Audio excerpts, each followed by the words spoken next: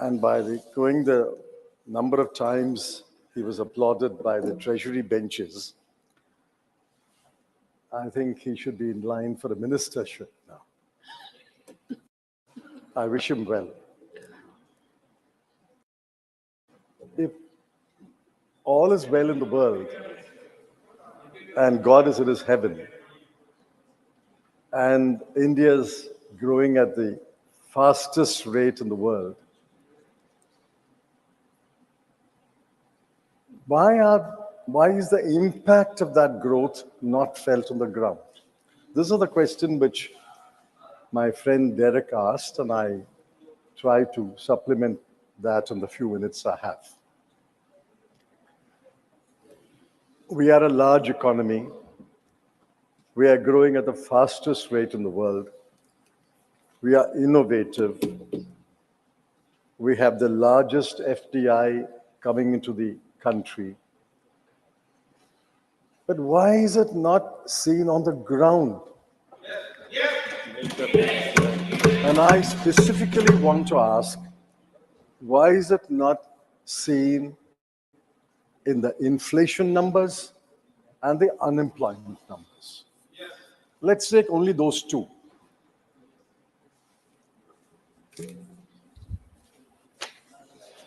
Now, what are the unemployment numbers? And I'm going by official numbers. The government doesn't like the CMIE numbers, so we'll avoid the CMIE numbers. Mercifully, the BJP no longer talks about 2 crore jobs being created every year. Thank you for small mercies that you're not making these tall claims. That's one of the election jumlas. I didn't know the word jumla unless I heard it first from the Honorable Home Minister. Now let's focus on a few numbers. This is official numbers of the Periodic Labor Survey. The worker population rate in this country is 46%, which means the number of workers to the population is 46. It's quite low, but let's take it as acceptable given the various circumstances of the country. Of the worker population, that is 46% of the total population, male worker population is 69%, but the female is only 22%. Of the worker population, less than 50% actually work. So if you apply 50% on 46%, effectively it means only that 23% of the people work. This has more or less been constant in the last 9.5 years of the BJP government. Now, why, I ask, if we have such scintillating growth, why is this numbers not improving? Now, my learned friend Derek O'Brien gave the numbers. In the age group 15 to 24, the unemployment rate is 23.22. Among graduates under the age of 25, the unemployment rate is 42%. Graduates between the year 25 to 29, it is still 23%. Graduates between the years of 30 to 34, it is close to 10%. It's 9.8%. A graduate in this country, and I spoke at a college, I said, I'm not frightening you, but you will graduate here.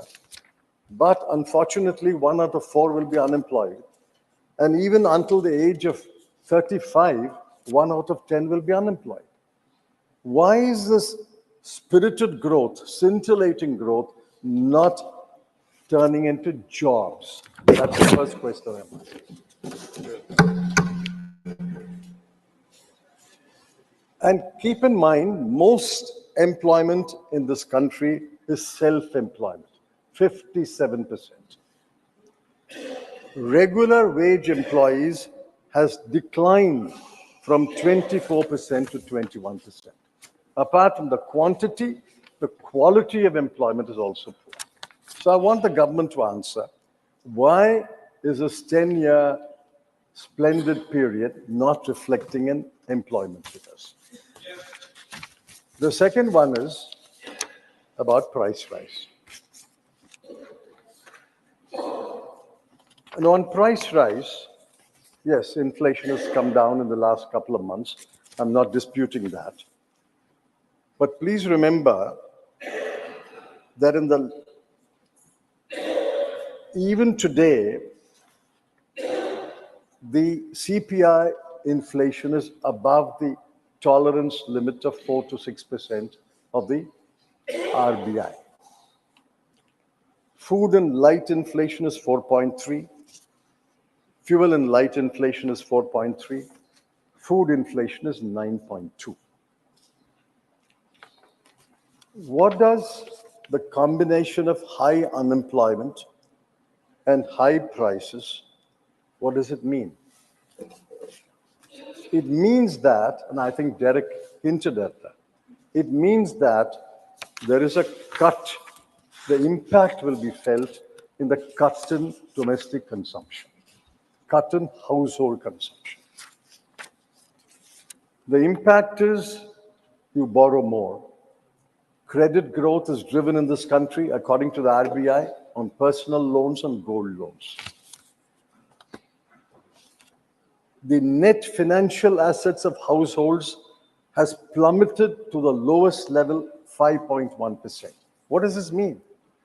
It means that people are consuming less, people are borrowing more, they are liquidating their household assets and savings, and the net financial savings has come down to a historical low, a 50-year low of 5.1%.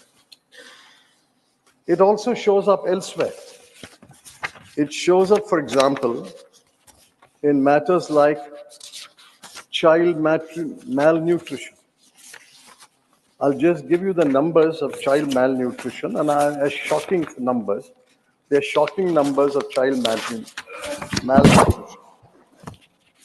Today, among children, you will find that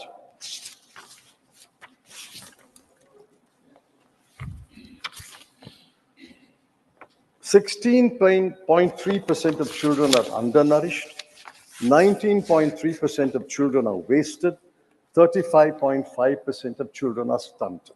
It shows up again in the food that the children get. And add to that Derek's numbers, under the age of 5, so many people die because of hunger. Why is it not showing up in consumption? It also shows up in education. Their mental growth. Today, in a class 8, only 70% of the children can read a class 2 text. And only 45% of children can do basic arithmetic. In class 8, you can't do basic arithmetic, you can't read a class 2 text. So ultimately, the question is, who is this government for? Is it for the poor, or is its policy so skewed that it is favor of the rich? The numbers are undisputed. I have not seen a single government spokesman dispute these numbers. 23 crore people of India are poor when the poverty bar is very low. Poverty bar is 1,286 rupees per month per person in urban areas and 1,089 rupees per month per person in rural areas. With such a low poverty bar, 23 crore people are poor. And it shows up in inequality. The bottom 50% owns 3% of national wealth and gets 13% of the national income. And the top 5% own 60% of national wealth, and top 1% holds 22% of the national income. So ultimately, this growth is unacceptable. This kind of growth is unacceptable. We need more balanced growth. But then I end with the final question that I've been asking the government for many, many months, for which I have not got an answer. I hope I will get an answer today. In 91-92, India's GDP was 25 lakh crore. In 12 years, in 2003-4, it doubled to 50 lakh crore, doubled. In 10 years, under UPA, it doubled to 100 lakh crore, 25 to 50 to 100. I ask one simple question. If you are growing at such a fast rate, such a record-breaking rate, will you 100 lakh crore? The finance minister, honorable finance minister knows the answer. I know the answer. You know the answer. But I want the honorable finance minister, to say The answer is known to the finance minister, the former finance minister. I'm out of it. Whether the GDP will double in their Amrit Kal period under the NDA government, will it grow to 200 lakh crore by March 2024? And I want the Honorable Finance Minister to answer that question. Thank you, sir. Dr. Kanimoji NVN Somu. Honorable Chairman, sir. 9 minutes. Yes, sir. Honorable Chairman, sir. I'm wondering the timing of the discussion on the economic situation in the country.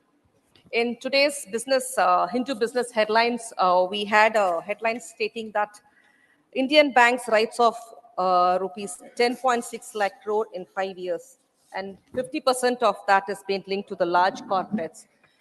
This is how the corporates gets their freebies, is one thing which we have to make a note. The India's DGP crosses $4 trillion for the first time. Sir, there is no doubt the Indian economy is growing. India is set to outspace Japan and Germany shortly as the fastest growing economy in the country. And the government also claims that the GST collections has touched a record high. But always Tamil Nadu has got the brunt of not getting it back what we give it to the Indian government. But the pertinent question of whether the fruits of the GDP growth has reached India's poor and lower middle class. No, the government has failed miserably in managing the economy. What is the use of boasting that India's foreign exchange reserves have increased? Indian economy grows faster than US economy with 7.6% GDP growth when 80% of the population is suffering in poverty. It's not a boon, it's a curse. US is 37.5 trillion economy with a population of 33 crore, but India's population is 142 crores. In terms of per capita GDP, India ranks 139th in the world, and India's external debt is 172 lakh crores. India has witnessed a surge in private debt, especially in the corporate and the household sectors, due to the easy credit availability and low interest rate.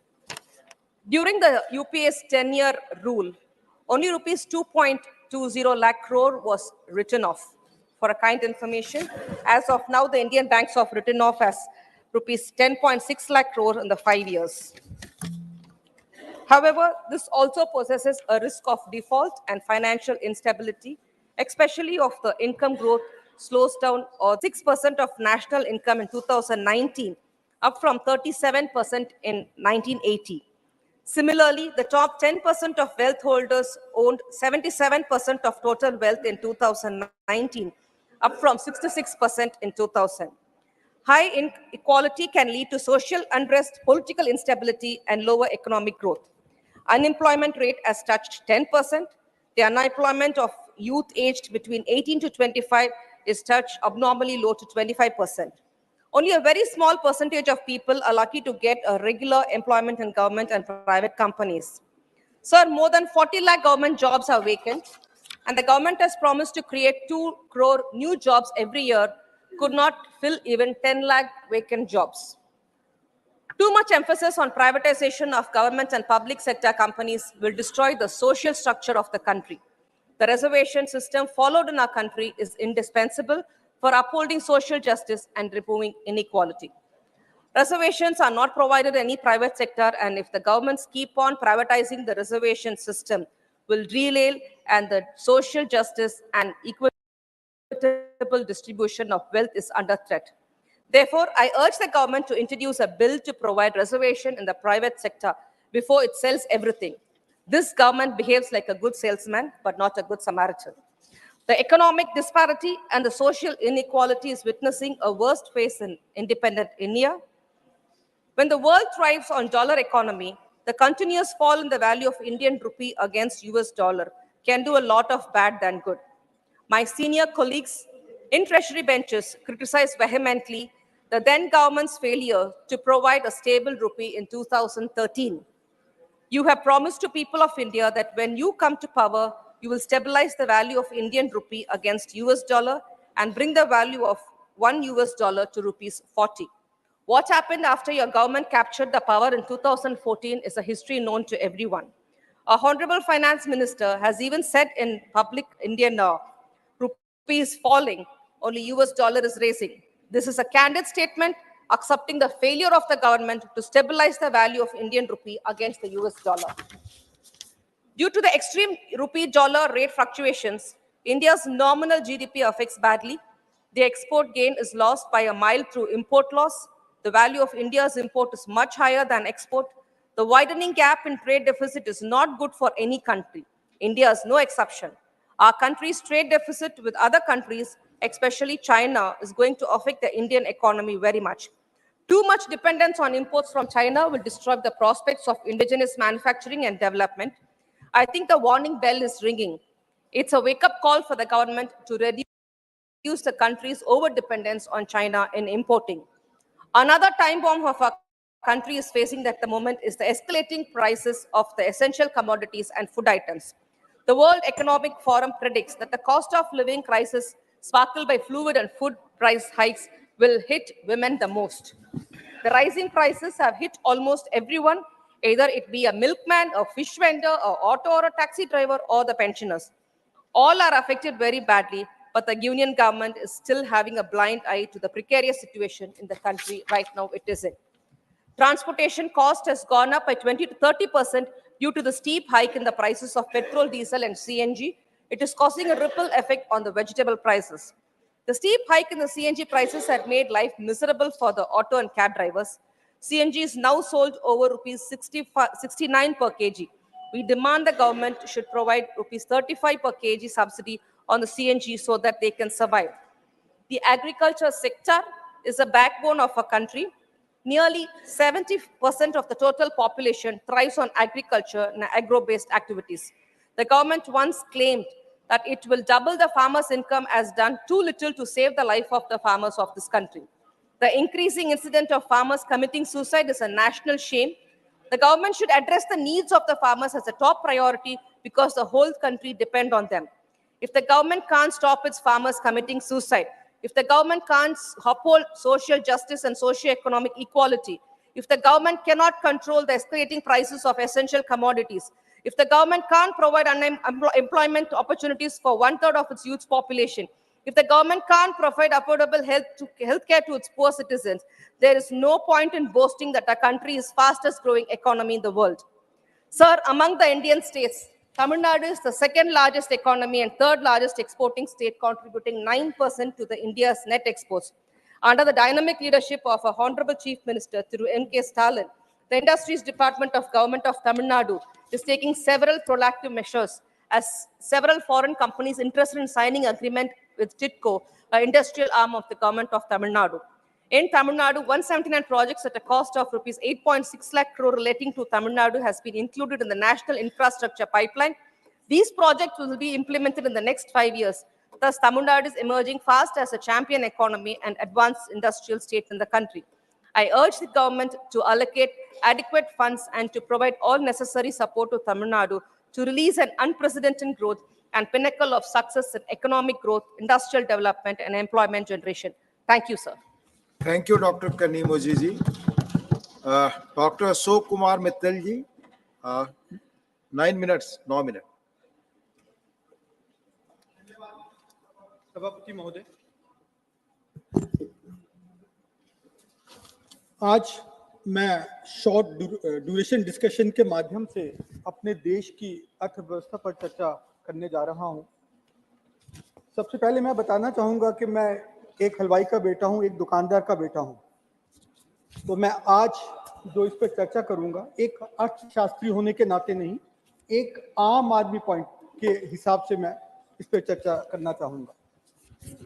मुझसे पूर्व मेरे वरिष्ठ साथी बोल रहे थे, बता रहे थे कि हमारा देश फास्टेस्ट ग्रोइंग इकोनॉमी है, हमारा जीडीपी की ग्रोथ दुनिया में सबसे ऊपर है, हमारा किसान खुशहाल है, युवा को रोजगार मिल रहा है और देश का विकास हो रहा है। लेकिन मैं वर्तमान में हमारी अर्थव्यवस्था को एक आम आदमी के माध्यम से एक्सप्लेन करना चाहूंगा 4 पंक्तियों में।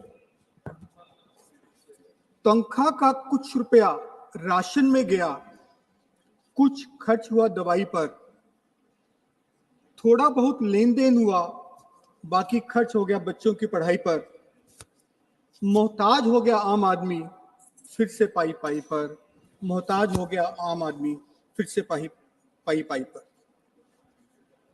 समझ में नहीं आता कि क्या बोलूं देश की अर्थव्यवस्था पर। हमें सिर्फ फिगर्स नहीं देखने, हमें फैक्ट्स भी देखने होंगे। हम फास्टेस्ट ग्रोइंग इकोनॉमी है, लेकिन हमारे यहाँ 80 करोड़ से अधिक लोग अभी भी गरीबी की रेखा से नीचे हैं। पिछले सप्ताह भारत सरकार ने इनिशिएटिव लेते हुए 80 करोड़ लोगों को मुफ्त राशन देने की सुविधा अगले 5 वर्ष के लिए बढ़ाई। बहुत बढ़िया किया, लेकिन इसका दूसरा पहलू देखें कि ये जाहिर करता है कि अभी तक 80 करोड़ लोग गरीबी से ऊपर नहीं आ पाए कि उनको मुफ्त राशन देना पड़ रहा है। हम ग्रोथ को जीडीपी से एक्सप्लेन करते हैं, जीडीपी का, लेकिन एक आम आदमी का क्या मतलब जाता है? गैस, डीजल, पेट्रोल, क्योंकि इसी से उसका घर चलता है और इन सब की कीमतें लगातार बढ़ती जा रही हैं। हमने G20 का बहुत सफल आयोजन किया, ये गर्व की बात है। लेकिन जब हम दूसरी तरफ देखें, ग्लोबल हंगर इंडेक्स में हम 121 देशों में से 111वें नंबर पर आते हैं। भारत सरकार का मिशन है कि आखिरी व्यक्ति तक विकास पहुंचना चाहिए, पर मुझे समझ नहीं आ रहा कि ऐसा क्यों नहीं हो पा रहा। कहा जाता है कि मानव शरीर 5 तत्वों से बना है, उसमें एक तत्व भी कम हो तो हम रोगी हो जाते हैं। ऐसे ही अर्थव्यवस्था जो भी मेरे हिसाब से 5 बुनियादी तत्वों से बनी है। सबसे पहले मैं दुकानदार भाई की बात करूंगा। हमारे देश में 10 करोड़ से ऊपर दुकानदार परिवार है, 10 करोड़ से ऊपर। उनके साथ साथ मैं एक सेल्फ हेल्प ग्रुप की बात करूंगा, जो हमारी 10 करोड़ से ऊपर महिलाएं, बहनें, माताएं सेल्फ ग्रुप चलाती हैं, 20 करोड़। दूसरी तरफ यहां हम जाएं, चांदनी चौक एशिया की सबसे बड़ी इलेक्ट्रॉनिक मार्केट है और वहां पर 90% वस्तुएं चाइना की बनी हुई बिकी। मुझे समझ नहीं आता कि मेक इन इंडिया में हम अभी तक क्यों पीछे हैं। सिंपल आंकड़े बताते हैं, भारत चाइना से 57.51 बिलियन का इंपोर्ट करता है और सिर्फ डॉलर 57 बिलियन डॉलर का इंपोर्ट करता है और सिर्फ 9 बिलियन डॉलर का एक्सपोर्ट करता है। तो मुझे समझ नहीं आता ये हमारी कैसी आत्मनिर्भरता है। मल्टीनेशनल अमेज़न और दूसरी कंपनियों ने भारत में आके हमारे दुकानदार भाई, हमारे सेल्फ ग्रुप वालों का बुरी तरह से प्रॉब्लम में ला दिया है, क्योंकि यदि वो कोई भी सामान इनके थ्रू बेचते हैं तो 30% कमीशन हमें अमेजोन को देना जाता है, जो कि विदेशी कंपनियों के विदेशों में जाता है। हमारा दूसरा तत्व है किसान भाई हमारे। भारत सरकार डायरेक्ट बेनिफिट स्कीम कर रही है और काफी कुछ कर रही है, बट दूसरी तरफ अभी कल ही होम मिनिस्ट्री ने नेशनल क्राइम रिकॉर्ड ब्यूरो के आंकड़े जारी किए और उसमें भारत में पिछले वर्ष 2022 में 1,70,00,000 सुसाइड हुए, जिसमें से 50 से 60 हजार किसान भाइयों के या हमारे मजदूर भाइयों के थे। वो ऐसा क्यों हो रहा है? वो ऐसे क्यों मजबूर हो रहे हैं? आउटस्टैंडिंग लोन्स, इन सब बातों की वजह से। और हर एग्रीकल्चर हाउस होल्ड पर 74,00,000 रुपए का आउटस्टैंडिंग लोन है। तो मुझे लगता है ये एक चिंता का विषय है। हमारा तीसरा तत्व है हमारे युवा। हम यंग युवा, हमारे यहाँ यूथ है। डेमोग्राफिक डिविडेंड लग रहा है कहीं हमें डेमोक्रेटिक डिसास्टर ना बन जाए। उनके लिए हम रोजगार के उतने अवसर पूरे नहीं कर पा रहे। बेरोजगारी की सीमा बढ़ गई है, परसेंटेज बढ़ गई है, 8% हो गई है और हमारे युवाओं को गलत तरीके से इम्पैक्ट कर रही है। और साथ साथ इसके हमारे इंटेलिजेंट लोग बाहर विदेशों में जा रहे हैं। अब मैं चौथे तत्व पर आऊंगा, मजदूर वर्ग। देश की अर्थव्यवस्था का मूल है, क्योंकि कोई भी प्रोडक्शन, कंस्ट्रक्शन का काम हमारे मजदूर भाई ही करते हैं। 2019 में मनरेगा के लिए एक रिपोर्ट प्रस्तुत हुई जिसमें बताया गया कि 71% मजदूरों को कोई रिटर्न जॉब कॉन्ट्रैक्ट नहीं दिया गया। 53% मजदूर भाइयों को पेड लीव नहीं मिलती और ग्रामीण क्षेत्रों में 77% और शहरों में 80% मजदूर प्रतिदिन 8 घंटे से ज्यादा काम करते हैं। और हमारा पांचवा तत्व आएगा एमएसएमई या हमारे छोटे उद्योग, कॉटेज इंडस्ट्री। भारत सरकार जॉब क्रिएशन की बात करती है, लेकिन हमारे कितने उद्योग बंद हुए? 19,000 से ऊपर एमएसएमई 2021 और से मार्च 2023 के बीच में बंद हुए हैं, जिससे तकरीबन 1.5 लाख लोग बेरोजगार हुए हैं। इन सब चीजों को मैं चाहूंगा मंत्री महोदय ध्यान दें और कुछ मैं सजेशन देना चाहूंगा कि हमारा देश एक महादेश है, हमें एक क्षमता है, पोटेंशियल है कि हम सुपर पावर बन सकें। तो इसके लिए मैं उम्मीद करूंगा कि सबसे पहले हमारे किसान भाइयों के लिए हम थोड़ा सा ध्यान दें। कृषि को सोशल सर्विस ना बनाएं, उसको एक एंटरप्रेन्योरशिप के तौर पे उसको हम आत्मनिर्भरता भी किसानों में पैदा करें। और सबसे महत्वपूर्ण मुद्दा इसमें आएगा किसान भाइयों को के लिए एमएसपी गारंटी के लिए सरकार कानून बनाए और उनको प्रॉफिटेबल बनाए और उनको सस्टेनेबल बनाए। दूसरी हमारी शिक्षा व्यवस्था की हम बात कर रहे हैं। एक जमाने में हम सुपर पावर कहते थे, हमने तक्षशिला, नालंदा विश्वविद्यालय पूरी दुनिया को दिए, जबकि दुनिया में विश्वविद्यालय हुआ ही नहीं करते थे। लेकिन अब हमारा सिर्फ एजुकेशन पर खर्चा 2.8% है। तो मैं सरकार से निवेदन करूंगा कि इसको बढ़ाकर 5% किया जाए जीडीपी का। बाकी हमारे यहाँ इनइक्वालिटी है, उसमें यदि मैं चाहूंगा सरकार जो कैसे उसको डिवाइड कर सकती है अमीरों और गरीबों में, सो दैट जो सभी वर्ग को पूरा, जो देश की तरक्की का पूरा हिस्सा मिल सके। और अगली बात मैं चाहूंगा अपने दुकानदार भाइयों के लिए कि सरकार उनके लिए कानून लाए जिसमें सोशल सिक्योरिटी, वर्किंग कैपिटल और अन्य तरीके से हम उनकी सहायता दे सकें। मैं उम्मीद करूंगा कि मंत्री जी इस पे पूरा ध्यान देंगे। और मैं अपनी बात एक दो पंक्तियों से खत्म करना चाहूंगा कि सरकारी फाइलों में तो गांव का मौसम गुलाबी है, ये आंकड़े भ्रमित हैं, ये दावे किताबी हैं, बड़ी है दूरियां अब तक अमीर और गरीब में, किसी के कुत्ते पर रेशमी चादर, कोई बिन कपड़े बेहाल है। धन्यवाद। धन्यवाद डॉक्टर अशोक कुमार मित्तल जी। माननीय श्री सुजीत कुमार जी। माननीय Sujit Kumar. Thank you, Deputy Chairman, sir. Sir, at the outset, I would like to congratulate our countrymen because recently we reached the $4 trillion economy benchmark for the first time. And sir, we have become, it's well known that we have become the third largest economy by purchasing power parity index and the fifth largest economy by market exchange rate. Sir, we have amply demonstrated to the world our inherent strength facing the twin challenges of the Russia-Ukraine conflict and also the COVID challenges. Sir, we are all set to achieve between 6.2 to 6.5, 6.8. We can debate on the numbers, but very healthy growth numbers in FY 23-24. Fastest growing economy. Many speakers have already spoken about it. We are the fastest growing large economy in the world. And sir, we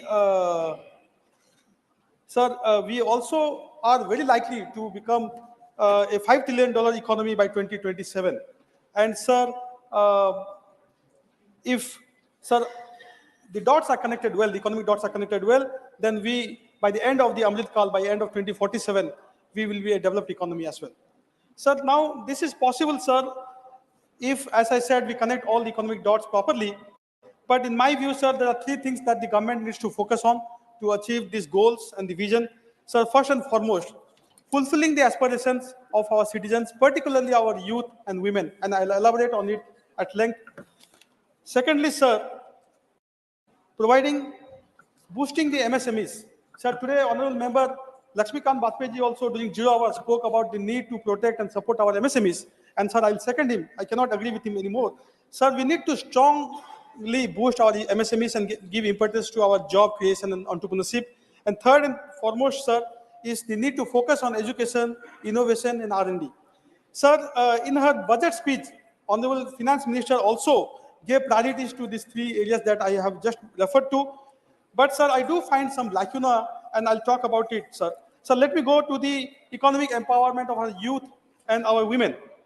Sir, the Honorable Prime Minister spoke of 4 castes recently during one of the election speeches. He spoke of youth, women, farmers, and the youth, and the poor, sorry. Sir, let's come to the youth. We are the most youthful nation in the world. 2/3 of our population is under 35.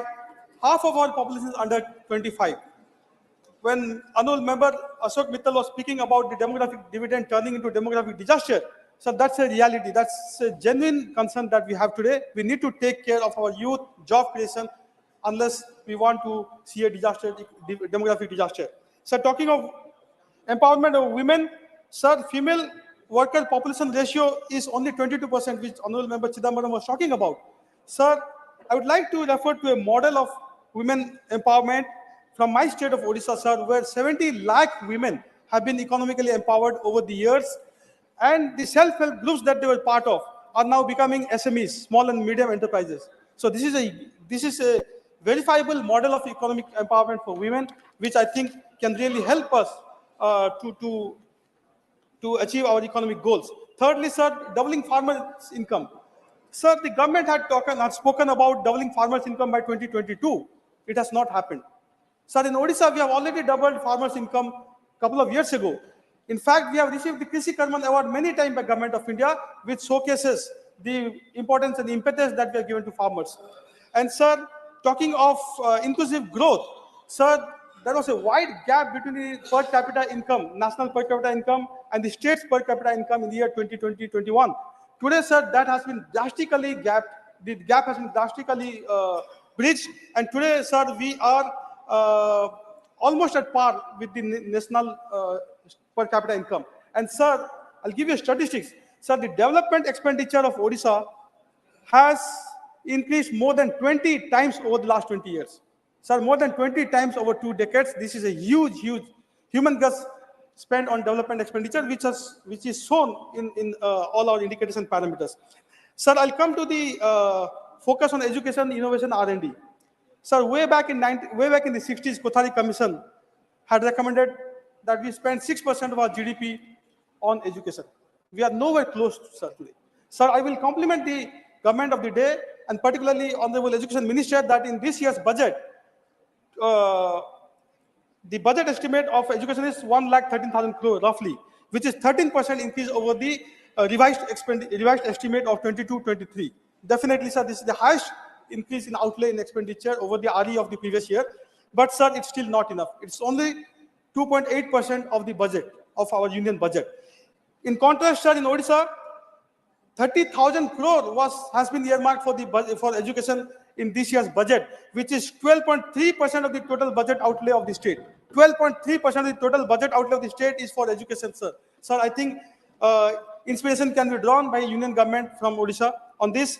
Sir, I'm extremely passionate about education, but I was sorry and sad to note that in her budget speech, the Honorable Finance Minister spoke about 7 priorities, what she called Saptarishis. But education was not one of the priorities or Saptarishis. And we all know, sir, the foundation of any nation is education. No nation can progress economically, socially, or otherwise without focusing on education. So this is why I urge again the government to focus on education. Sir, I'll come to PM Poshan. Sir, Honorable Member Chidambaram ji spoke about, sir, child malnutrition. He gave some numbers: 16% undernourished, 35% stunted. These are numbers.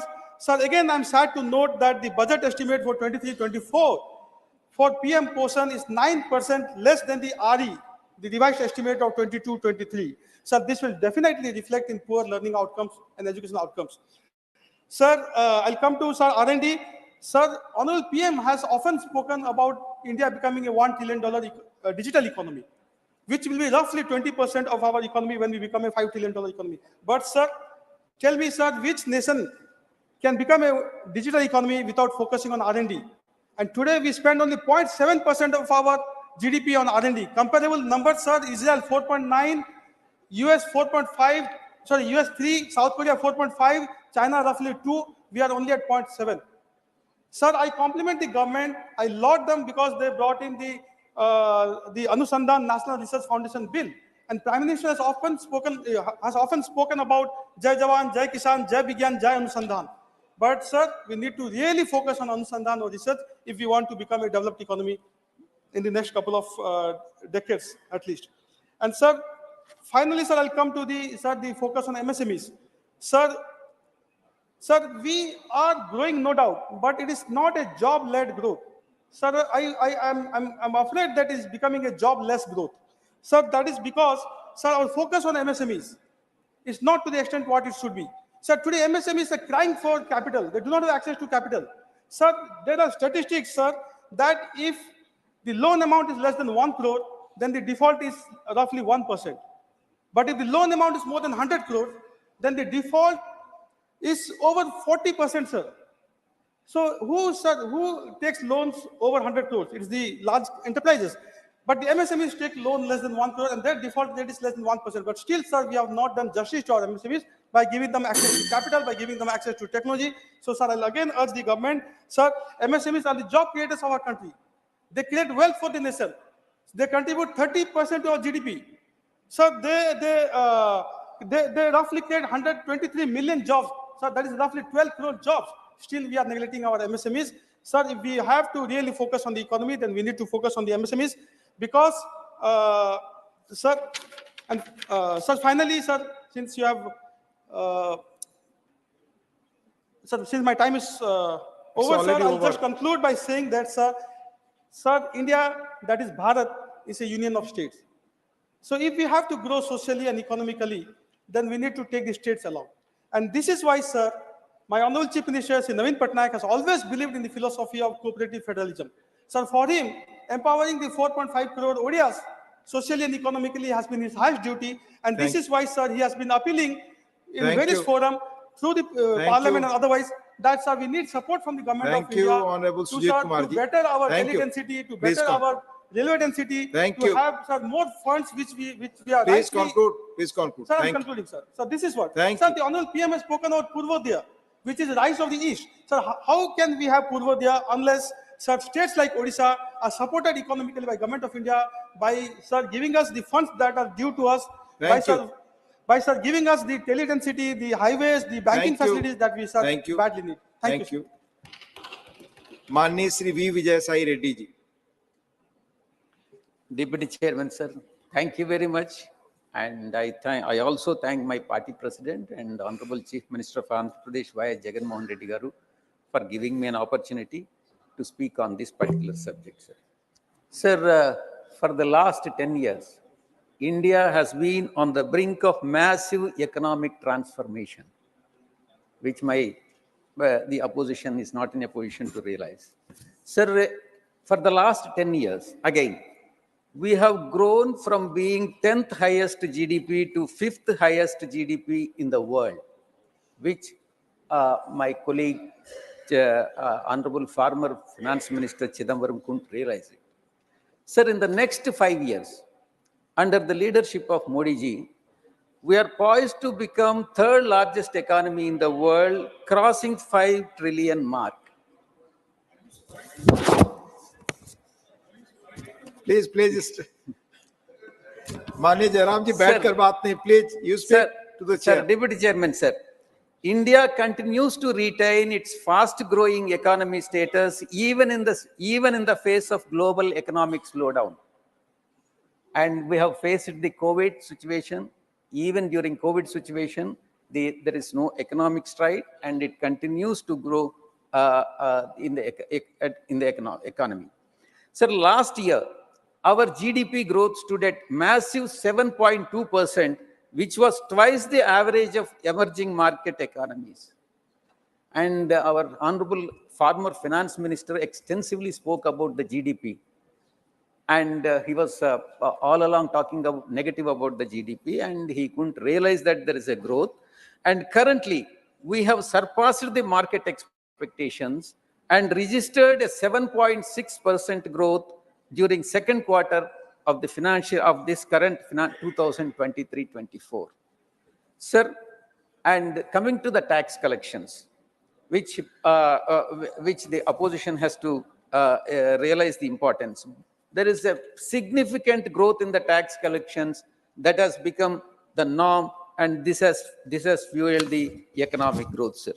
Sir, within 10 years, the direct tax collections have increased by 160%, and from 6.4 lakh crore in 2013-14 to 16.6 lakh crore in financial year 2022-23. Sir, this year, this 6 months from April to September, tax collections increased by 18%. Sir, till now, the GST collections, now up to this direct taxes and then indirect taxes, till now, GST collections for this financial year stands at 13.3 lakh crore, averaging 1.66 lakh crore monthly. This is whopping 12% hike over the last year. The increase in tax collections without substantial tax hikes goes to show that the government efficiency in improving our tax compliance and expanding the tax base. Sir, even there is no applaud from the treasury benches. Opposition, I'm very sure they will not applaud. Sir, coming to the digital payments. Please. India continues to dominate the digital payment landscape. Sir, we recorded 89 million digital transactions in 2022, which is more than 4 leading countries combined together. Sir, this accounted almost half of the global real-time payments. And sir, and I also should, up to this, it's all positive points, sir. From now, I have to tell the negative points also, and at least to satisfy my friend Jairam Ramesh. Sir, we must not be complacent with our achievements. And sir, many issues continue to hinder the India's economic growth, sir. Sir, the first I would like to point out among the negatives is depreciating rupee, which is very, very alarming. Sir, rupee was worst performing Asian currency in 2022. Sir, for the first time ever, the value of rupee crossed 80 against the dollar. Currently, it stands at 83.4, which is very, very alarming. Sir, it is successively, the rupee is depreciating year after year, from minus 8.5% in 2018 and minus 10% in 2022. Sir, depreciation of rupee has got a significant impact on the overall development of the country, sir. Sir, depreciation of rupee has a direct impact on the manufacturing sector since India is a net importer of raw materials and fuel. These two are very important import because we completely depend on the fuel imports, sir. Manufacturing growth has already started showing the signs of stress and has slowed significantly this fiscal year. Sir, as per RBI, every 5% fall in the value of the rupee, inflation increases by 15%, 15 basis points, that is 0.15%. Sir, foreign investors, this has another effect of depreciating the rupee, sir. Foreign investors have pulled out 18 billion from Indian markets, more than 12 billion sell-off during 2008 global recessions. Sir, the next issue which I would like to bring to your kind notice is the reality remains that top 10% of the Indian population holds more than 60% of the country's wealth, while the bottom 15% of the population has only 6% of the wealth, sir. Even though the per capita income has more than doubled, that is 1.97 lakh since 2014, India ranks 142nd among 197 countries in terms of per capita income. The last point, sir, which I would like to bring to your notice is widening widening trade deficit, which is again alarming. Sir, India's overall trade deficit reached 122 billion in financial year 2022-23 compared to $82 billion in the previous year. So the government data indicates that India's trade deficit hit a record high in the month of October, and more alarming is, all the more concerning is India's widening trade deficit with China and historical high of 83 billion in 2022 and is expected to cross 100 billion mark in 2023 only towards China, sir, from China.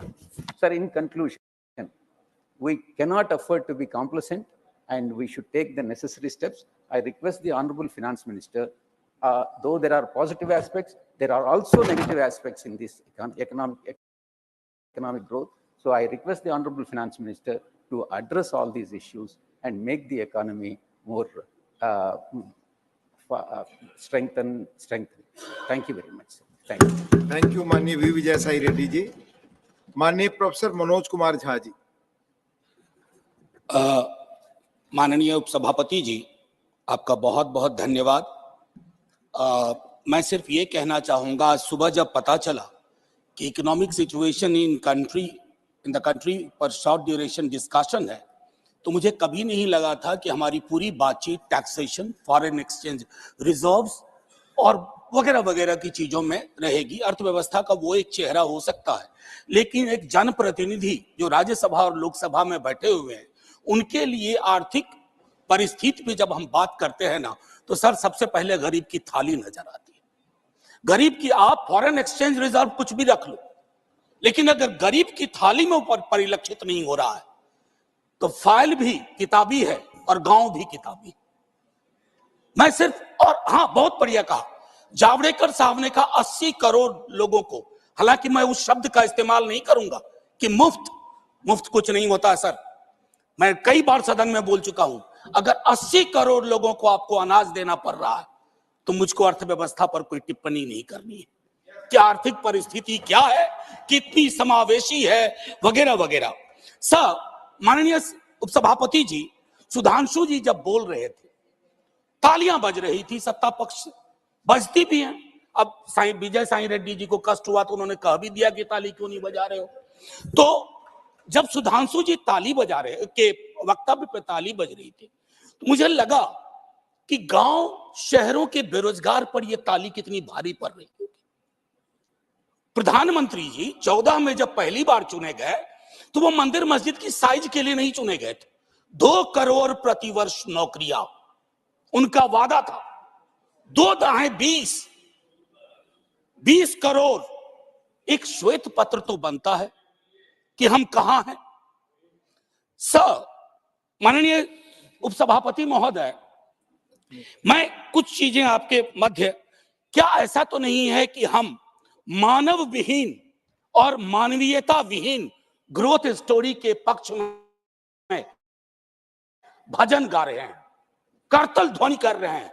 Sir, कोई भी वैसा growth जो faceless हो, jobless हो, उस growth से देश की हकीकत नहीं बदलती है। सर, बड़ी बड़ी बात लोग कर रहे थे। अभी पिछले महीने ये खूबसूरत किताब आई है, वेल रिसर्च्ड। आधी किताब में सर रेफरेंस है, ये है अनइक्वल। सर, हम किन देशों से पीछे हो गए हैं पता है? छोड़िए अमेरिका यूरोप की बात, बांग्लादेश और नेपाल इनकम इनइक्वालिटी को एड्रेस करते हुए मानवीय सूचकांक में हमको पीछे छोड़ चुका है। ये है सर दस्तावेज, ये अनइक्वल स्वाति नारायण की। बीते दिनों बिहार में एक जातिगत सर्वेक्षण हुआ। मैं चाहूंगा तमाम हमारे भाजपा के मित्र, उनको ना उससे मतलब ना हो, उसके प्रति विरोध हो, लेकिन एक बार उस दस्तावेज को पढ़िए, क्योंकि उन आंकड़ों में नंबर के बाद आर्थिक सामाजिक परिवेश भी जाहिर हुआ है। और तब प्रधानमंत्री जी, पुनः ले जाऊंगा 14 में, बिहार गए थे, बिहार को स्पेशल स्टेटस की बात वो करके आए थे, हाजीपुर, दरभंगा, पटना। सर, बिहार को आपकी जरूरत है माननीय सत्ता पक्ष। बिहार के पास रेवेन्यू के साधन कमतर हैं। बिहार को लेबर सप्लाई स्टेट के नजरिए से मत देखिए, बिहार को स्पेशल स्टेटस दीजिए। क्योंकि अगर आप इस किताब का विश्लेषण करें, सरकार के आंकड़ों का विश्लेषण करें, तो आपको साफ दिखेगा कि बिहार, झारखंड, उत्तर प्रदेश और मध्य प्रदेश देश के बाकी राज्यों से पिछड़ रहा है। उसके अलावा दूसरा पहलू कहता हूं माननीय उपसभापति महोदय, इस किताब में बाबा साहब भीमराव अंबेडकर को धृत किया गया है, नॉर्थ साउथ डिवाइड के संदर्भ में भी। और ये पुरानी बात है सर, एफडीआई को ही देखिए कि नॉर्थ में कितना, साउथ में कितना, तो ये फर्क आपको साफ नजर आ जाएगा। इसलिए मैं कहता हूं कि बिहार को नए नजरिए से देखिए। जो शुरुआत वहां के मुख्यमंत्री नीतीश जी, तेजस्वी जी ने की, आप हैंड होल्डिंग करिए और स्पेशल स्टेटस दीजिए। दूसरी चीज सर, अगर मनरेगा में रूरल डिमांड बढ़ रहा है, तो रूरल डिस्ट्रेस को एक्नॉलेज करिए। उसको एक्नॉलेज किए बगैर बात नहीं बनेगी। उसको डिनाल से अब कुछ हासिल नहीं कर पाए। पॉवर्टी इंडेक्स पर आपने कई वर्षों से काम नहीं किया। आप आंकड़ों के बारे में, तो सरकार का दृष्टिकोण है कि विश्व के टिम्बकटू में अगर एक आंकड़ा पक्ष का कोई बोल दो तो उसको प्रदर्शनी लगा देंगे। अगर कोई आंकड़ा सरकार को असहज करता है, कहेंगे हम तो इसको मानते ही नहीं, इनकी तो मेथोडोलॉजी खराब है। साहब नहीं, ये डिफरेंशियल दृष्टिकोण मत रखिए। हंगर इंडेक्स पे खुल के कहिए हम मीट नहीं कर पाए हैं। ये सत्ता पक्ष और विपक्ष का मामला नहीं है, ये मामला है हमारे कलेक्टिव फेलियर का। हमें एड्रेस करना होगा। आपको असल में लग गया सर, बस 1 मिनट लूंगा माफी के साथ। सर, आपको असल में लगता है कि आप इनकम इनइक्वालिटी की बात ना करें, पॉवर्टी रिडक्शन की बात ना करें, अनएम्प्लॉयमेंट एड्रेसिंग की बात ना करें, चुनाव आप फिर भी जीत जा रहे हैं। मैं मानता हूं आपने वो तिलिस्म विकसित कर लिया है कि समस्याओं को एड्रेस किए बगैर भी चुनाव कैसे जीते जा सकते हैं।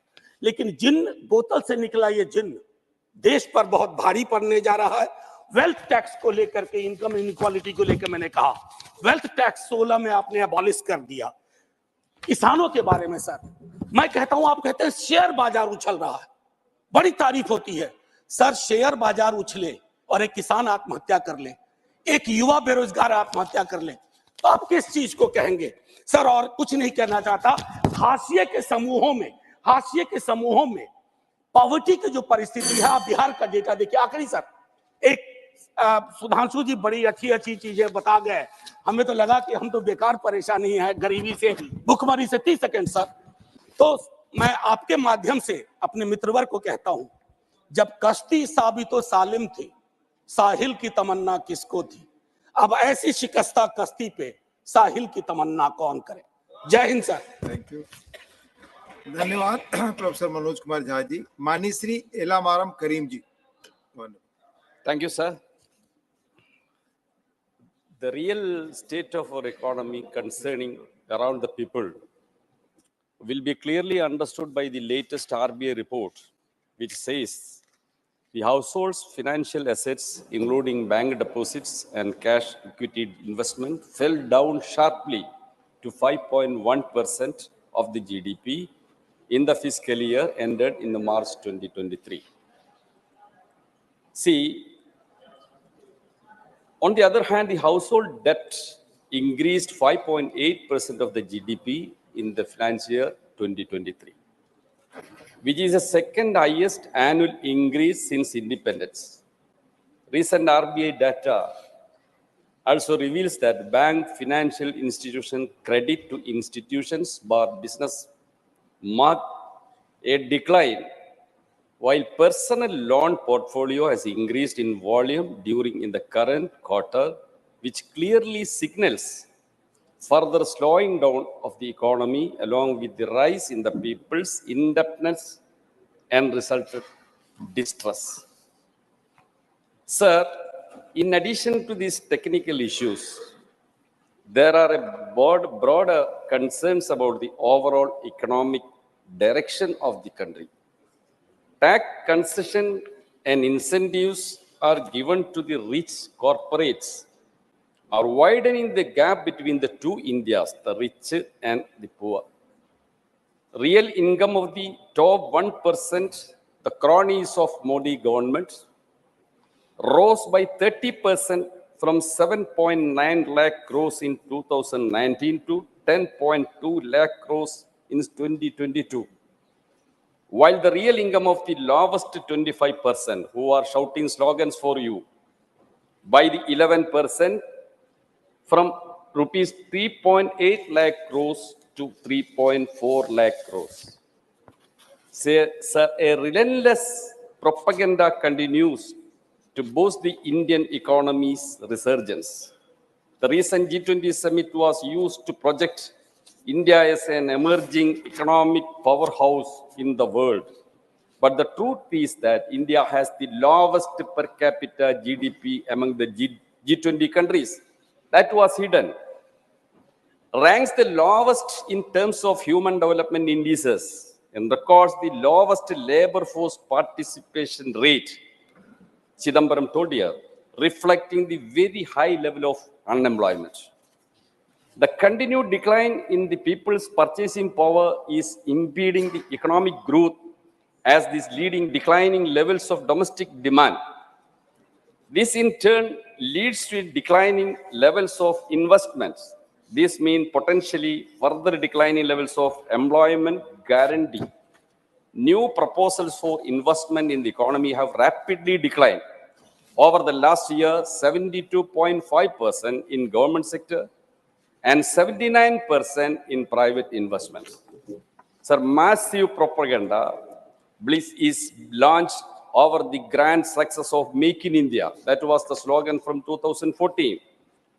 Its target for manufacturing sector growth over this decade was 12.14%. The reality is that since 2013-14, this averaged only 5.9% per annum. The tall claim, where it has gone? The share of the manufacturing GDP was targeted to reach 25%. This, however, remained stagnant at around 16.4%.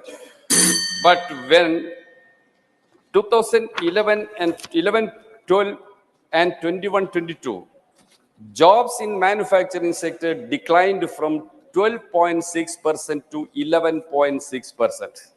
I am concluding, sir. Deepening rural distress is reflected in the demand for jobs under MNREGS. Last year, this grew by 15.3%, and compared to 2019-20, this grew by 29.4%. But unluckily, the allocation for MNREGS drastically cut down in the last budget. Fresh evidence that have emerged about the Adani Group manipulation. That is also a part of this economic policy. Manipulation of stock prices of its companies calls for a serious probe. The final Financial Times and Guardian Already have time based is on over. inputs from the organized crime and Alarm corruption. Karim 1 ji, minute. your time is over already. A report project reveal Please how conclude. to close associates of such companies Conclude, please. I'm and buy calling. millions of dollars of shares in Adani Thank you. companies. Thank Sir, you. these are the affairs of the Indian economy. The tall claim has no truth. I conclude with Thank this. you. माननीय श्री अनिल प्रसाद हेगड़े जी. Thank you, Deputy Chairman, sir. When we are crossing a river in a boat, if there is a hole in the boat and the water starts trickling in, taking a mug or a tumbler and pouring the water out of the boat is not the solution, sir. Plugging the hole needs to be the solution. Sir, देश में बेरोजगारी, महंगाई, भूखमरी के बारे में आंकड़ा बहुत सारे हैं. Important thing is plugging the hole, sir. I want to give you two, three examples. Most of my life, I was opposing the Congress policies, being in the Janata Party, Janata Dal Parivar, and later being part of the NDA. But I want to point out to you, sir, in 1985, the then government of Rajiv Gandhi had launched the oil seed technology mission, because of which by 1993-94, we were almost self-sufficient in edible oil. Subsequently, governments started reducing import tariffs, as a result of which cheap edible oil started flooding the Indian market, and India became dependent on import of edible oil, sir. Sir, this has become a pretext for the government to give permission to genetically modified mustard. So giving permission to GM crops is not plugging the hole, sir. Sir, इसी सदन में कल 6 दिसंबर है, 6 दिसंबर 2012 को तत्कालीन leader of the opposition multi brand retail के debate के संदर्भ में उन्होंने कहा था कि पड़ोसी देश से चीप गुड्स भारत आने के बारे में उन्होंने कहा था, और मैन्युफैक्चरिंग सेक्टर रिफॉर्म्स के बारे में भी उन्होंने कहा था. अभी यहाँ पर साथी अशोक मित्तल और कन्नीमोली जी भी चाइना के बारे में जिक्र कर रहे थे. My information, sir, is that millions of people, including Falun Dafa practitioners, Uyghur Muslims in Xinjiang, are subjected to forced labor in Chinese prisons. And because of the violation of human rights, labor laws, and environment laws, our neighbor is able to manufacture cheap goods, which makes us less competitive. Illegal organ trade of innocent prisoners like Falun Dafa, Uyghur Muslims are flourishing business there. So long as we do not plug the hole by starting a campaign to stop human rights violation, labor law violation, environment law violation inside China, I feel it is difficult for India's manufacturing sector to improve. Sir, finally, देश में जातियां hard reality है sir. देश में कई सारे पिछड़े जातियों को आरक्षण के बावजूद विकास का फायदा पहुंचा नहीं है. इसलिए नीतीश कुमार का नेतृत्व का मेरा पार्टी के सरकार बिहार में कास्ट बेस्ड सेंसस लागू किया है. जब तक देश में कास्ट बेस्ड सेंसस नहीं करते हैं, तब तक सरकार का बनाया हुआ पॉलिसीज का फायदा कई सारे जातियों को नहीं पहुंचेगी. Sir, hence, by ordering a caste-based census, we need to plug the hole.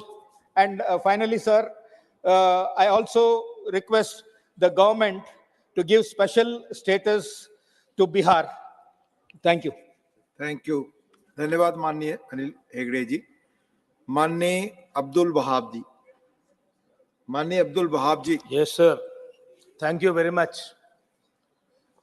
3 for minutes, giving sir. the occasion to talk.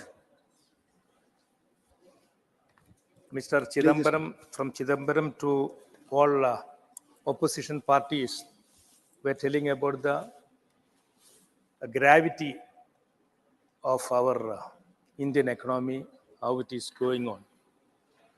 No doubt, as our comrade tells, our GDP is grown to the level which we never expected. Ultimately, the GDP per person, where it is, that was only question I want to ask to the government of India. There are a lot of abeyance. Prime Minister Kanname, this name, that name, and removed all the other name. But ultimately, it is getting to the really needy people. I am working mainly on tribal areas. There, a lot of projects are there, lot of money also there. But it is not coming down because of a lot of hurdles. In the same way, Indian economy, everybody is saying that, okay, we are this level, that level, but our Vijay Sir Reddy, lately he came to the point. Before he has to. It is compulsion, not because of his intention. Compulsion, they have to have this one, this stand. Almost all parties, everybody is threatened. But what our government is saying, okay, semi-final over. All the 10 matches in, you see this one, Indian matches against the World Cup, everything we gave with, but at last what happened in Ahmedabad Modi Stadium? He was there with the blue jackets, our Prime Minister. We are also behind him. What happened? That is what going to happen in 2024. It is not be a hat-trick. Unless and until, maybe they can win, unless and until, they have to see the real problem. Not this $1 trillion. It is coming to, most of the money is coming to me also, just like me people, little, 1 or 5%, including that one maybe. But it is not going to the real people. That 80 crores. Our Manoj was telling clearly. So please spend some money or get some money from wherever it is and pump to in Manrega or whatever it is, which is helping people, real people, not the big corporates. I know when I am starting, if I am telling Adani, you will put the bill. Stop. Everybody is telling about Adani or other, then it is, time is over. I hope, I don't know. Now, just... Yes, your time is over. 3 minutes already. Okay. That is the thing. 3 minutes. When we are telling about the real point, it will be coming. Anyway, everybody, you are giving 1 minute. Give me that 1 minute, just a minute only. Please, Because please. my request Conclude. is, whatever our comrades say, this much crores and all, our Tamil Nadu people asking 5,000 crores only because of flood, that situation. But Kerala government, the dues in different areas is more than 5,000 crores. Release something, some little thing. That is where my request. Thank you very much. Thank you, Abdullah. And for the great performance of Thank you, माननीय economic Shri Sushil Kumar growth in Modi India. Ji. 20 minute समय. माननीय उपसभापति महोदय, देश की आर्थिक स्थिति पर बोलने के लिए मैं पार्टी की ओर से खड़ा हुआ हूं।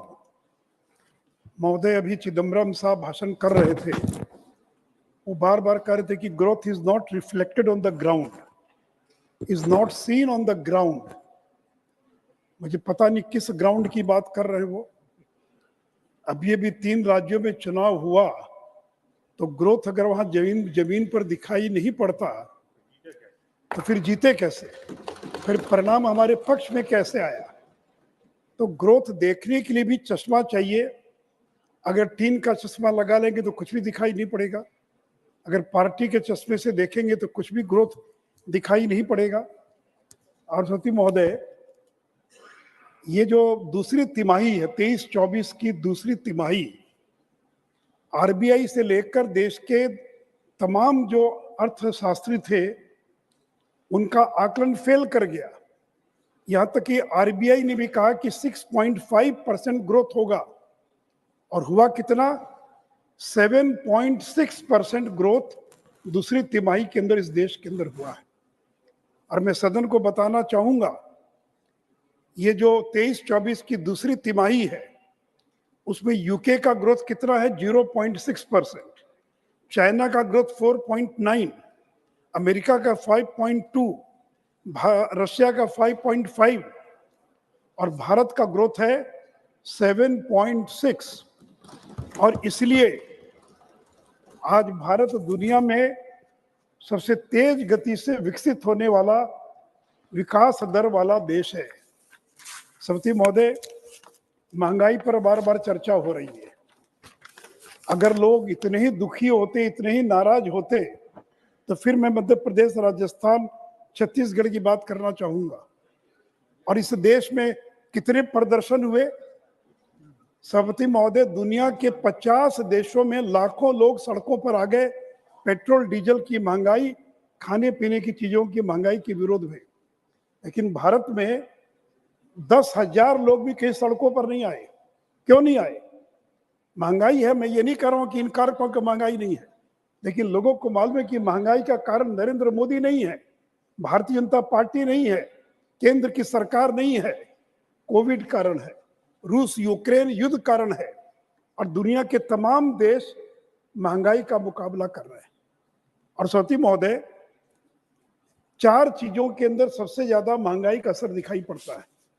पहला पेट्रोलियम पदार्थ, दूसरा एडिबल ऑयल खाद्य तेल, तीसरा फर्टिलाइजर और चौथा दाल। सभापति महोदय, इन चारों में से कोई भी चीज हम भारत में पैदा नहीं करते हैं पूरे तौर पर। पेट्रोलियम पदार्थ 85% इंपोर्ट करते हैं। अगर अंतर्राष्ट्रीय बाजार में पेट्रोलियम पदार्थों की कीमत बढ़ेगी तो भारत में बढ़ने से हम कैसे रोक पाएंगे? एडिबल ऑयल, दुनिया के बाकी देश से ये खाद्य तेल नहीं खाते, केवल भारत के लोग खाते हैं। और 60% एडिबल ऑयल हम इंपोर्ट करते हैं। फर्टिलाइजर, 60% फर्टिलाइजर का रॉ मटेरियल हम इंपोर्ट करते हैं। दाल, अमेरिका के लोग दाल नहीं खाते हैं, फ्रांस और जर्मनी के लोग दाल नहीं खाते, दाल खाता है भारत, और पैदा करता है म्यांमार। और दाल भी हमको और आयात करना पड़ता है। क्योंकि पौधे में सबसे पहले पेट्रोलियम डीजल के बारे में इस सदन को बताना चाहूंगा कि श्रीलंका में पिछले 2 वर्षों में सितंबर 21 से लेकर सितंबर 23 का आंकड़ा मेरे पास है, पेट्रोलियम के दामों में कितनी वृद्धि हुई? 61%। पाकिस्तान में कितनी वृद्धि हुई? 60.68%।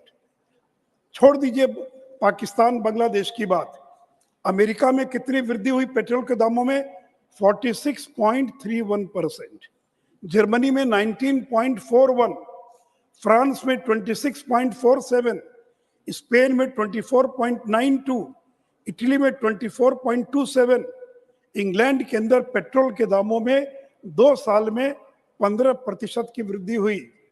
और सदन को शायद ज्ञात नहीं होगा कि भारत में पिछले 2 वर्षों के अंदर पेट्रोल के दामों में बढ़ोतरी नहीं हुई, बल्कि 4.56% की घटोतरी हुई है, यानी निगेटिव ग्रोथ हुआ है। यानी जहां सितंबर में 101 रुपया 34 पैसा पेट्रोल का दाम था, वहां 2023 में घटकर 96.72 हो गया। और सती महोदय, उसी प्रकार डीजल, श्रीलंका में 115% और की वृद्धि हुई है डीजल के दामों में, पाकिस्तान में 67, फिर America 48.68, Germany 31.46, Spain, Italy, UK में उस आंकड़ों में नहीं जाऊंगा।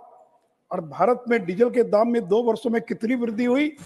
केवल 0.96%, यानी केवल 1% की वृद्धि हुई।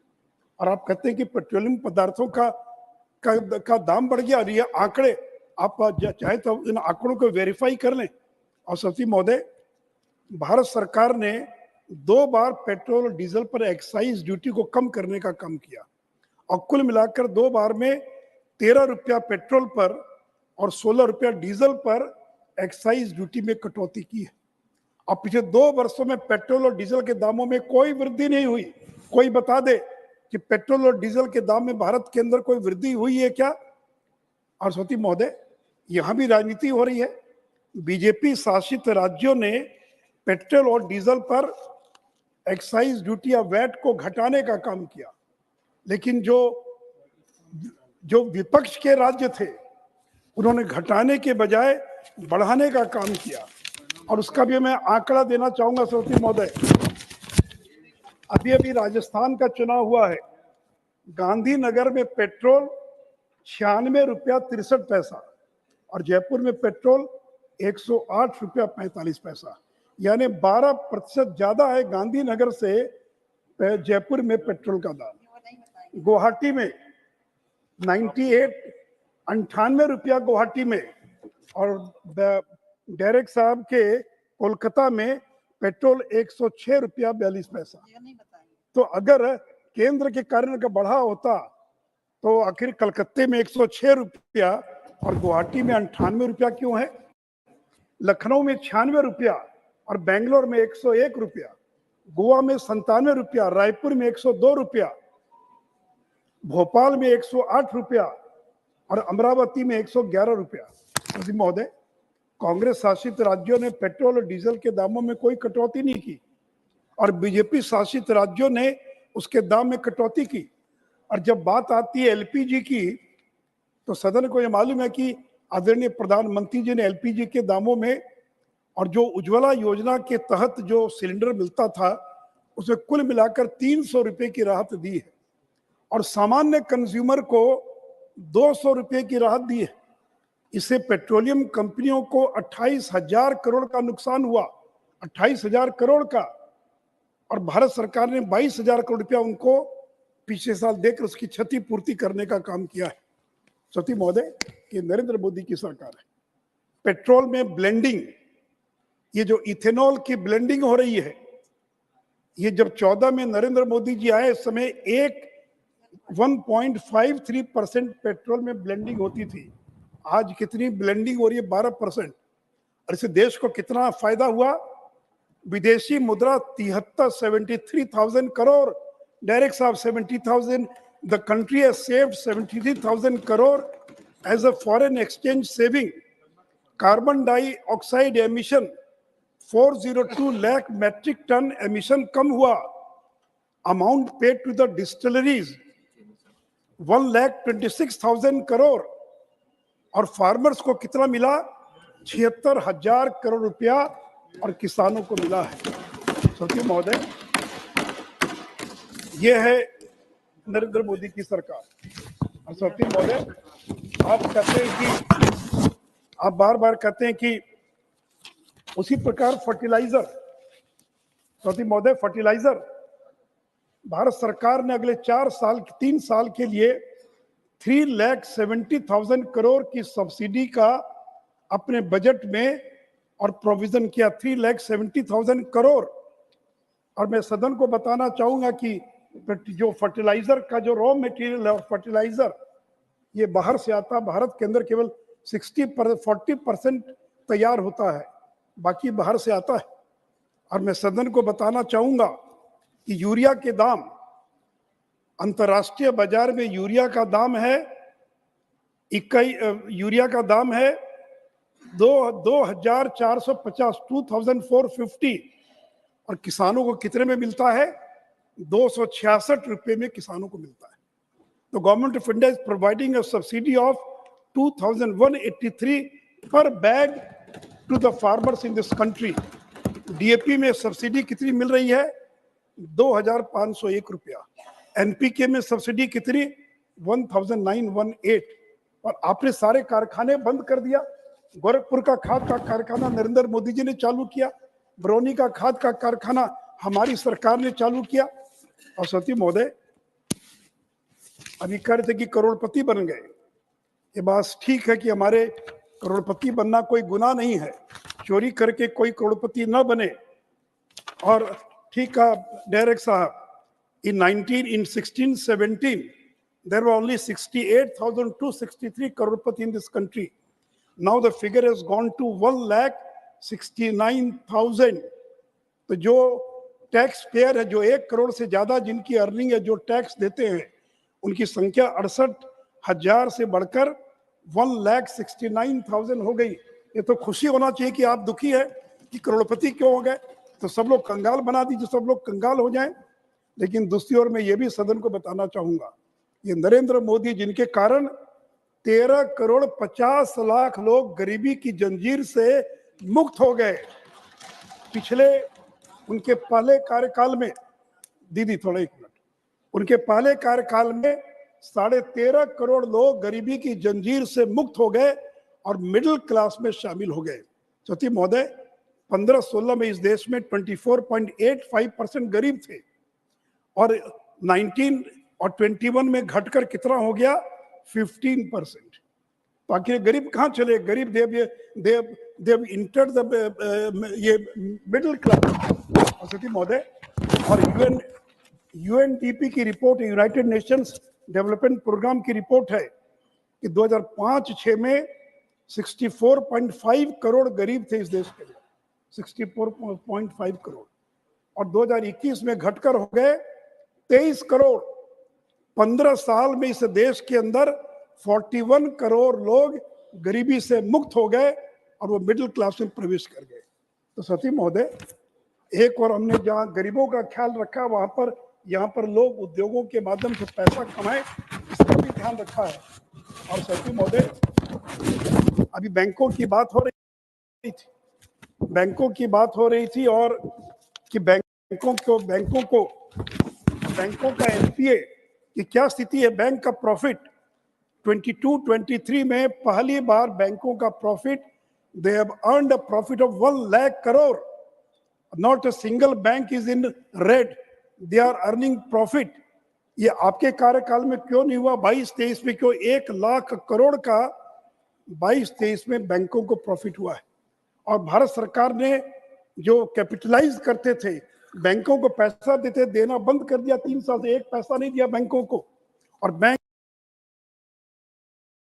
अपने बलबूते जो हैं, और जो एनपीए है, जो नॉन परफॉर्मिंग एसेट है, वो 11.2 था 17-18 में घटकर 5.2% हो गया। तो सती महोदय, ये जो एनपीए अगर कम हुआ है तो इसका कारण क्या है? सती महोदय, जीएसटी का कलेक्शन, एक साल में 6 बार जीएसटी का कलेक्शन, दैट इज क्रॉस 1,60,000। जो लोग गब्बर सिंह टैक्स कहते हैं जीएसटी को, तो अगर हिम्मत है तो अपने राज्य हिमाचल में और जहां आपकी सरकार कर्नाटक में जीएसटी को हटा दीजिए। अगर वो गब्बर सिंह टैक्स है तो जीएसटी के कारण 1,60,000 करोड़ का कलेक्शन एक साल में, एक बार नहीं बल्कि 6 बार इस एक साल के अंदर हो चुका है। और सती महोदय, एक समय था कि मोबाइल हम इंपोर्ट करते थे। आज से 10 साल पहले 98% मोबाइल हम इंपोर्ट करते थे, और मैं सदन को बताना चाहूंगा कि आज 99% मोबाइल मेड इन इंडिया है। हमने मोबाइल को इंपोर्ट करना बंद कर दिया। और इस साल 11 बिलियन का मतलब हो गया 88,000 करोड़ के मोबाइल फोन जो है, और हमने एक्सपोर्ट करने का काम किया है। श्रीमती महोदय, नरेंद्र मोदी जी देश के प्रधानमंत्री हैं। भारत मंडपम के उद्घाटन के अवसर पर उन्होंने भाषण देते हुए कहा था कि जब वो प्रधानमंत्री बने उस समय भारत दुनिया की 10वीं सबसे बड़ी अर्थव्यवस्था थी, 10th इकोनॉमी थी दुनिया की 2014 में, और सेकेंड टर्म में वो दुनिया की 5वीं सबसे बड़ी अर्थव्यवस्था बन चुका है। और उन्होंने देश की जनता को गारंटी दिया, मोदी की गारंटी, कि तीसरे टर्म में इंडिया दुनिया की तीसरी सबसे बड़ी अर्थव्यवस्था बन जाएगी। हम जर्मनी को पीछे छोड़कर हम 2 साल में 4th हो जाएंगे, और फिर जापान को पीछे छोड़कर 2027 तक हम दुनिया की तीसरी सबसे बड़ी अर्थव्यवस्था बन जाएंगे। और सती महोदय, केवल हम दुनिया की सबसे बड़ी अर्थव्यवस्था ही नहीं बनेंगे, 5 ट्रिलियन इकोनॉमी, जो $5 ट्रिलियन की जो इकोनॉमी है, 27-28 तक भारत 3rd लार्जेस्ट केवल जीडीपी में नहीं बनेगा बल्कि $5 ट्रिलियन इकोनॉमी में भी बदल जाएगा। हमारा सपना है, प्रधानमंत्री जी चाहते हैं कि 2047 तक भारत एक विकसित देश बन सके, एक एडवांस इकोनॉमी बन सके, और उसी दिशा के अंदर भारत की सरकार काम कर रही है। और इसलिए श्रीमती महोदय, हम लोगों ने महंगाई को नियंत्रित करके दिखलाया है। अभी जो आंकड़े आए अक्टूबर के, वो 4.87, आरबीआई का 4 +2 का जो रेंज है, अक्टूबर 2023 में वो आंकड़ा 4.87 का है। तो हमने महंगाई को नियंत्रित करके दिखलाया है। और जहां तक खाद्य तेल की बात है, खाद्य तेल पिछले एक साल में उसके दाम में 18% की गिरावट है, मस्टर्ड ऑयल में, वनस्पति में 12% की गिरावट है, सोया में 20%, पाम ऑयल में 15%। यद्यपि ये खाद्य तेल भारत में पैदा नहीं होता है, फिर भी हम लोगों ने और उसके अंदर उसको भी और नियंत्रित करके दिखाया है। और साथ ही महोदय उसी प्रकार जो गरीबों के लिए जो 81 करोड़ गरीबों को मुफ्त में अनाज दिया जा रहा है, और अब तो सरकार ने ऐलान किया है कि अगले 5 साल तक 81 करोड़ लोगों को 5 साल तक दिसंबर 2028 तक और अनाज मिलेगा। अंत में आप घंटी न बजा दे, मैं एक बात और कह दूं, इस बीच के अंदर हमारे मित्र कह रहे थे कि नरेंद्र मोदी जी ने बिहार के अंदर सभा में कहा कि विशेष राज्य का दर्जा देंगे। मैं चुनौती देता हूं, कभी भी किसी भाषण में नरेंद्र मोदी जी ने बिहार को विशेष राज्य का दर्जा देने का कभी ऐलान नहीं किया था। नंबर 1। नंबर 2 कि जब केंद्र में यूपीए की सरकार थी, उसी समय रघुराम राजन कमेटी का गठन करवाया था नीतीश कुमार जी ने चिदम्बरम साहब से मिलकर, और रघुराम राजन कमेटी ने रिपोर्ट दिया कि अब देश के किसी भी राज्य को विशेष राज्य का दर्जा नहीं दिया जा सकता है। इतना ही नहीं तो 14th फाइनेंस कमीशन, क्योंकि 5th फाइनेंस कमीशन ने 69 के अंदर पहली बार स्पेशल कैटेगरी स्टेटस का कंसेप्ट दिया था, लेकिन 14th फाइनेंस कमीशन ने 2015 में विशेष राज्य के दर्जे की अवधारणा को ही खत्म कर दिया। 14th और 15th फाइनेंस कमीशन में कहीं भी स्पेशल कैटेगरी शब्द आया ही नहीं है।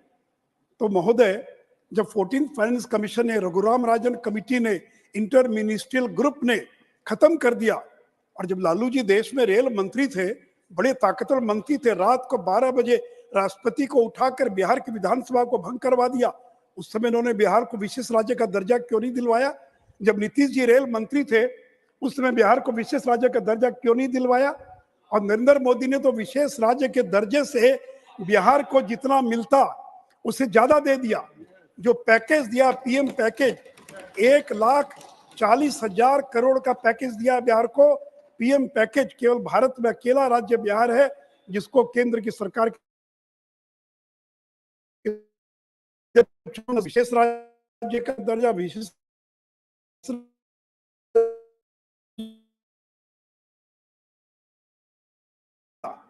अब देश के किसी भी राज्य को स्पेशल कैटेगरी का स्टेटस नहीं मिल सकता है। राज्य को मदद मिलेगी, केंद्र मदद करेगा, लेकिन इसको पॉलिटिकल मुद्दा न बनाए तो मुझे लगता है कि और ज्यादा बेहतर होगा। इसलिए सती महोदय, नरेंद्र मोदी जी पर लोगों को भरोसा है। यही व्यक्ति जो महंगाई नियंत्रित कर सकता है, यही व्यक्ति है जो देश का विकास कर सकता है। और इसीलिए आज 12 राज्यों में भारतीय जनता पार्टी के मुख्यमंत्री हैं और 4 राज्यों के अंदर सहयोगी दल के साथ मिलकर सरकार चल रही है। देश के 51% क्षेत्रफल पर भारतीय जनता पार्टी की सरकारें चल रही है। और इसलिए सती महोदय, अर्थव्यवस्था को हमने बेहतर बनाकर दिखलाया है। हमें गर्व है नरेंद्र मोदी पर कि विपरीत परिस्थितियों में भी भारत को जिस संकट से उबार कर और उन्होंने यहाँ तक पहुँचाया है, मुझे पूरा विश्वास है कि 5 महीने के बाद जब लोकसभा के चुनाव होंगे, ये ग्रोथ, ये सड़क पर, ये नीचे दिखाई, जमीन पर दिखाई पड़ेगा और लोग विकास के नाम पर वोट देंगे, सांप्रदायिक और जातीय गणना के नाम पर वोट नहीं देंगे। जातीय गणना का मुद्दा तो बहुत उछला था मध्य प्रदेश, राजस्थान और छत्तीसगढ़ में, कहाँ लोगों ने वोट दिया, कहाँ वो मुद्दा बना? 3 ही शब्दों के साथ मुझे पूरा विश्वास है नरेंद्र मोदी के नेतृत्व में हम भारत को एक विकसित राष्ट्र बनाएंगे और भारत को आगे ले जाएंगे। धन्यवाद। श्री राजीव शुक्ला, 8 minutes। धन्यवाद सभापति जी। सबसे पहले तो मैं आपको धन्यवाद दूंगा कि आपने इस आर्थिक मुद्दे पर इस सदन में बहस की अनुमति दी, जो कि एक बहुत जरूरी आज के वक्त में है। मैं कोई अर्थशास्त्री नहीं हूं और न अर्थशास्त्री की तरह बोलूंगा। मैं एक सामान्य व्यक्ति के जो समझ में आता है उसी आधार पर अपनी बात रखूंगा।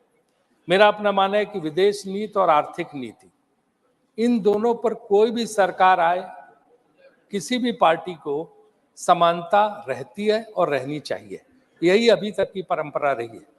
अगर 1991 में नरसिम्हा राव सरकार ने आर्थिक सुधार लागू किए थे तो उसके बाद चाहे देवगौड़ा जी की सरकार हो, चाहे गुजराल साहब की सरकार हो, चाहे वाजपेयी जी की सरकार हो, अटल जी की, उन्होंने उसको पालन किया था। एक बार मैं पत्रकार के रूप में नरसिम्हा राव जी के साथ जो है स्पेन गया था और वो प्रधानमंत्री थे, उनकी प्रेस कॉन्फ्रेंस थी, तो वहाँ पत्रकारों ने ये प्रश्न उठाया कि आप तो ये आर्थिक सुधार लागू कर रहे हैं, आप सबको बता रहे हैं कि आप इंडिया में ये चेंजेस कर रहे हैं, रिफॉर्म्स ला रहे हैं, लेकिन कल आपकी सरकार नहीं रहेगी तो क्या होगा? तो उन्होंने बड़ा फेमस सेंटेंस वहां बोला था, the process of economic reforms is irreversible. कोई भी सरकार आए इसको बदल सकती नहीं है। तो ये चीज जो है लगातार चलती रहनी चाहिए, ये नीतियां लगातार चलती रहनी चाहिए। मैं किसी की आलोचना या किसी की प्रशंसा की बात नहीं कर रहा हूँ, और लेकिन कुछ प्रयोग पिछले 10 साल से हो रहे हैं जिसमें पिछली सरकारों की चीजों को अंडू करने की कोशिश हो रही, उनको बदलने की कोशिश हो रही। हमारे मित्र सुशील मोदी जी सम्मानित अभी बात कह रहे थे कि चुनाव के नतीजों से, जो चिदम्बरम साहब की बात का जवाब दे रहे थे कि उन्होंने कहा था कि ग्राउंड पे नहीं दिख रहा, तो उन चुनाव के नतीजों का हवाला दिया। सुशील जी, चुनाव के नतीजे 5 साल पहले क्या थे? तीनों राज्य हम जीते थे, राजस्थान, मध्य प्रदेश, छत्तीसगढ़, उसके बाद लोकसभा हार गए थे 5 महीने बाद। तो अगर उस दृष्टि से देखा जाए तो आपका ये तर्क कहीं बैठता नहीं। इसलिए मुझे लगता है कि इस जो बहस को हम उसी गंभीरता से रखें जिस मुद्दे पर आर्थिक स्थिति की वो है, और उसकी हम शुरुआत इस चीज से करते हैं। और अगर इसके आंकड़ों का, इलेक्शन कमीशन का आंकड़े है, पूरे उसमें 4,81,00,000 वोट जो है भाजपा को मिला है और 4,91,00,000 कांग्रेस को मिला है, 10 लाख ज्यादा। तो हम इसको अगर उस तरह से गणना करके देखेंगे तो फिर ये बात कहीं रही नहीं जाएगी कि, तो इसलिए जो है हम समझते हैं कि चेयरमैन साहब ने बहुत मतलब गंभीरता से इस विषय पे डिस्कशन के लिए रखा है, तो हम उसी पे जाते हैं। सबसे पहले पुराना गाना है कि जो वादा किया वो निभाना पड़ेगा, तो वादों पे जाते हैं। तो वादा नंबर 1 क्या था कि हम काला धन वापस लाएंगे। वापस तो आया नहीं, उल्टे जो मॉर्गन स्टैनली की रिपोर्ट है जिसको कोट किया था सुधांशु जी ने, 6 लाख उद्यमी जिनको एंटरप्रेन्योर बोलते हैं विदेश चले गए। यहाँ की 2 लाख ने तो नागरिकता सरेंडर कर दी भारत की। और उद्यमी जब जाता है तो सोचो कि वो लाखों लोगों का जो है, वो लाखों लोगों का के रोजगार को जो है छोड़ के जाता है जो भारत में मिल रहा था। वहां जाके उद्योग लगा रहे हैं, बाहर के लोगों को रोजगार मिल रहा है, और उसके अलावा जो है यहीं से पैसा जा रहा है। तो उल्टे जो पैसा 4 लाख करोड़ आना था, 10 से 15 लाख करोड़ के करीब पैसा बाहर जा चुका है देश का। ये गंभीर विषय है, इस पे मुझे लगता है वित्त मंत्री जी को सोचना चाहिए कितनी भारी संख्या में उद्यमी या एंटरप्रेन्योर्स देश छोड़ के क्यों जा रहे हैं, बाहर क्यों बस रहे हैं। तो ये उनको सोचने की बात है कि वो क्यों ऐसा हो रहा है। और ऐसा नहीं कि देशभक्त नहीं थे, देशभक्त थे। मॉर्गन स्टैनली के रुचि शर्मा ने 2016 में फिक्की की स्पीच में कहा था, 2016 में वार्निंग दी थी, तब मुश्किल से जो है 50,000 लोग गए थे कि क्यों भारतीय बिजनेसमैन, भारतीय इंडस्ट्रियलिस्ट या एंटरप्रेन्योर्स देश छोड़ के क्यों जा रहे हैं, उनको रोको। तो ये चीज देखने की है कि क्या ये सरकारी एजेंसियों के जरूरत से ज्यादा दबाव की वजह से जा रहे हैं या क्या वजह है, उनके साथ अन्याय हो रहे हैं, इसको समझने की आवश्यकता है। दूसरा वादा था 50 रुपए लीटर पेट्रोल, 40 रुपए डीजल, हमारी सरकार आएगी। आप कह रहे हो कम हो गया, मुझे तो कहीं कम नहीं दिखाई दे रहा। अब आप गणना बता रहे हो कि इस राज्य में 96 का, वहां 106 का, 50 और 40 रुपए का तो नहीं है जो पहले था कि 50 और 40 रुपए में बिकेगा डीजल पेट्रोल। वो वादा तो पूरी तरह गलत साबित हुआ। और ये तब मैं तो योजना मंत्री था, जो है ब्रेंट क्रूड की रिपोर्ट रोज आती थी। हमारे जमाने में $115, $120 का जो है तेल मिलता था, क्रूड ऑयल, और उसके बाद जो है हाँ हम 60 रुपए पे देते थे। लेकिन यहाँ पे तो बहुत सस्ता, यहाँ तक कि एक वक्त $22 पे पहुंच गया था इस सरकार में, और अभी भी 40, 50, 60 के अल्ले पल्ले रहता है, 80 के अल्ले पल्ले रहता है, पहले से बहुत कम है। फिर भी ये दाम क्यों बढ़ रहे हैं? तो इसको जो है हमें देखना चाहिए कि हम क्यों 100 के पार चला गया पेट्रोल, और डीजल भी उसी के करीब करीब पहुंचा। इसका आप जानते हैं कि सबसे ज्यादा असर ट्रांसपोर्ट पर पड़ता है। जब ट्रांसपोर्ट महंगा होता है, माने कि माल ढुलाई, तो हर चीज की कीमत बढ़ जाती है। और ये जनरल महंगाई को बढ़ाने में सबसे गजब इसका मतलब प्रभाव पड़ता है। और ये आप कहें कि चुनाव के पहले कम कर दो, चुनाव खत्म होते फिर बढ़ जाता है, तो ये चुनाव से लिंक नहीं करना चाहिए। मुझे लगता है पेट्रोल डीजल के दाम जो हैं या क्रूड ऑयल के दाम के हिसाब से उसका फायदा जनता को देना चाहिए। तीसरा वादा था कि 2022 तक हर किसी को पक्का मकान। क्या हुआ पक्का मकान हर किसी का? तीसरा वादा पूरा हुआ? और ये वादा तो लाल किले से दिया गया था, आज तक कोई पक्का मकान नहीं बना। चौथा वादा था डॉलर के मुकाबले रुपया। जब 50 हो गया था मनमोहन सिंह की सरकार में, तो इतना हंगामा हुआ था कि ये देश की इज्जत गिर गई, देश का अपमान हुआ है। रुपया कमजोर हो गया, मतलब देश, भारत देश का विश्व में अपमान हो गया। इतना हंगामा, वीडियो आप निकाल के देख लीजिए, क्या क्या नहीं कहा गया था। आज 80 से लेके 85 के बीच में डॉलर है, लेकिन कोई शब्द नहीं बोला जाता, कहीं किसी किस्म का देश का अपमान नहीं हो रहा। कि पांचवा वादा भी उसी तरह से, चौथा वादा भी उसी तरह से विफल हुआ। और पांचवा वादा 2 करोड़ रोजगार, जिसको अन्य लोगों ने भी बोला है, तो अब तक जो है मेरे हिसाब से 20 करोड़ नौकरी मिल जानी चाहिए थी। लेकिन अगर आप देखें जो आंकड़े हमारे पास है, बेरोजगारी की दर जो 5% होती थी 2014 से पहले, वो 10.09, 10 मतलब 11% के करीब हो गई। ब्लूमबर्ग ने, centre for monetary Indian economy के हिसाब से 40 करोड़ लोग घरों में बैठे हैं, बिना नौकरी के 40 करोड़ लोग घरों में बैठे हैं जिनके पास नौकरियां नहीं। और क्वालिटी ऑफ जॉब तो बहुत ही कम है इसके हिसाब से। पिछले साल 1,70,00,000 लोगों ने सेंट्रल गवर्नमेंट की नौकरी के लिए अप्लाई किया था, जिनमें से 38,850 को सिर्फ नौकरी मिली। इंजीनियर, जो पढ़ाई लिखाई में जो इंजीनियर हैं, बड़े बड़े उसमें किए, वो सब जो है अप्लाई कर रहे हैं चपरासी की नौकरी, सफाई कर्मचारी की नौकरी। वही अगर अच्छी अर्थव्यवस्था होती तो पढ़े लिखे लोग ऑफिस में, फैक्ट्री में काम कर रहे होते और उनको जरूरत नहीं पड़ती कि इस तरह की कोई चीज करते। आप देखो ना, 80 करोड़ लोगों को आप मुफ्त अनाज देना पड़ रहा, अच्छी बात है, हम इसका समर्थन करते हैं। लेकिन ये योजना, खाद्य सुरक्षा बिल, जयराम जी यहाँ बैठे हैं, मनमोहन सिंह सरकार लाए थे और उस समय ये लागू हुआ, तो उसी प्रावधान की अच्छी बात है, हम इसमें कोई नहीं, नई सरकारें आती हैं देती, लेकिन जो है इसको चालू रखना चाहिए, देना चाहिए, गरीब को भोजन मिलना चाहिए। लेकिन ये नौबत क्यों आई, ये कभी सोचा?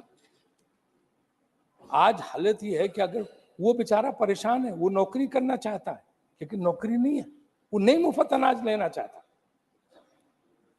वो अपमान के साथ नहीं जीना चाहता, लेकिन हम नौकरी नहीं दे पा रहे, हम रोजगार नहीं दे पा रहे, हम कुछ नहीं कर पा रहे, तो घर में बैठा मजबूरी में।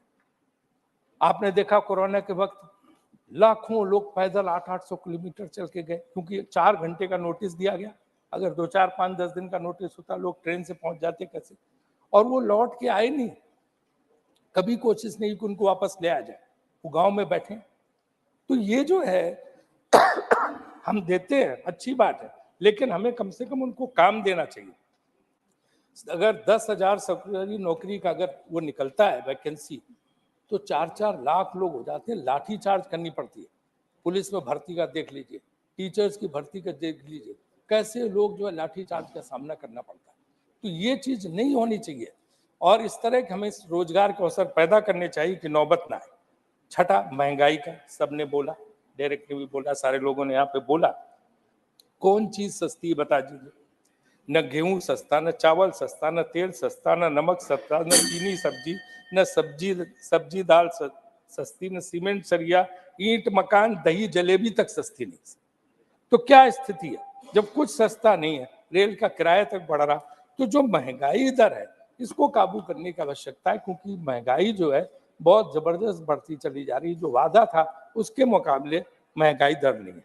7वां वादा स्वच्छ भारत था, बहुत अच्छी बात, हम सब लोग खुश रहे। 1-2 साल तो अच्छा चला, कई मंत्रियों ने झाड़ू लगाई, सड़कें साफ की, इधर किया उधर किया, खूब फोटो छपे, गांधी जी का चश्मा लगा के जगह जगह होर्डिंग पोस्टर लगे। आज कोई सफाई पे बात ही नहीं हो रही, जगह जगह कूड़े के ढेर हैं, जगह जगह पिए, और टॉयलेट एक प्रेम कथा, इस तरह से फिल्म, जब भी कोई काम शुरू होता है सरकार में, पहले बॉलीवुड से फिल्म बनवा देते, फिर वो फिल्म के जरिए जो है पूरा ही चलता है।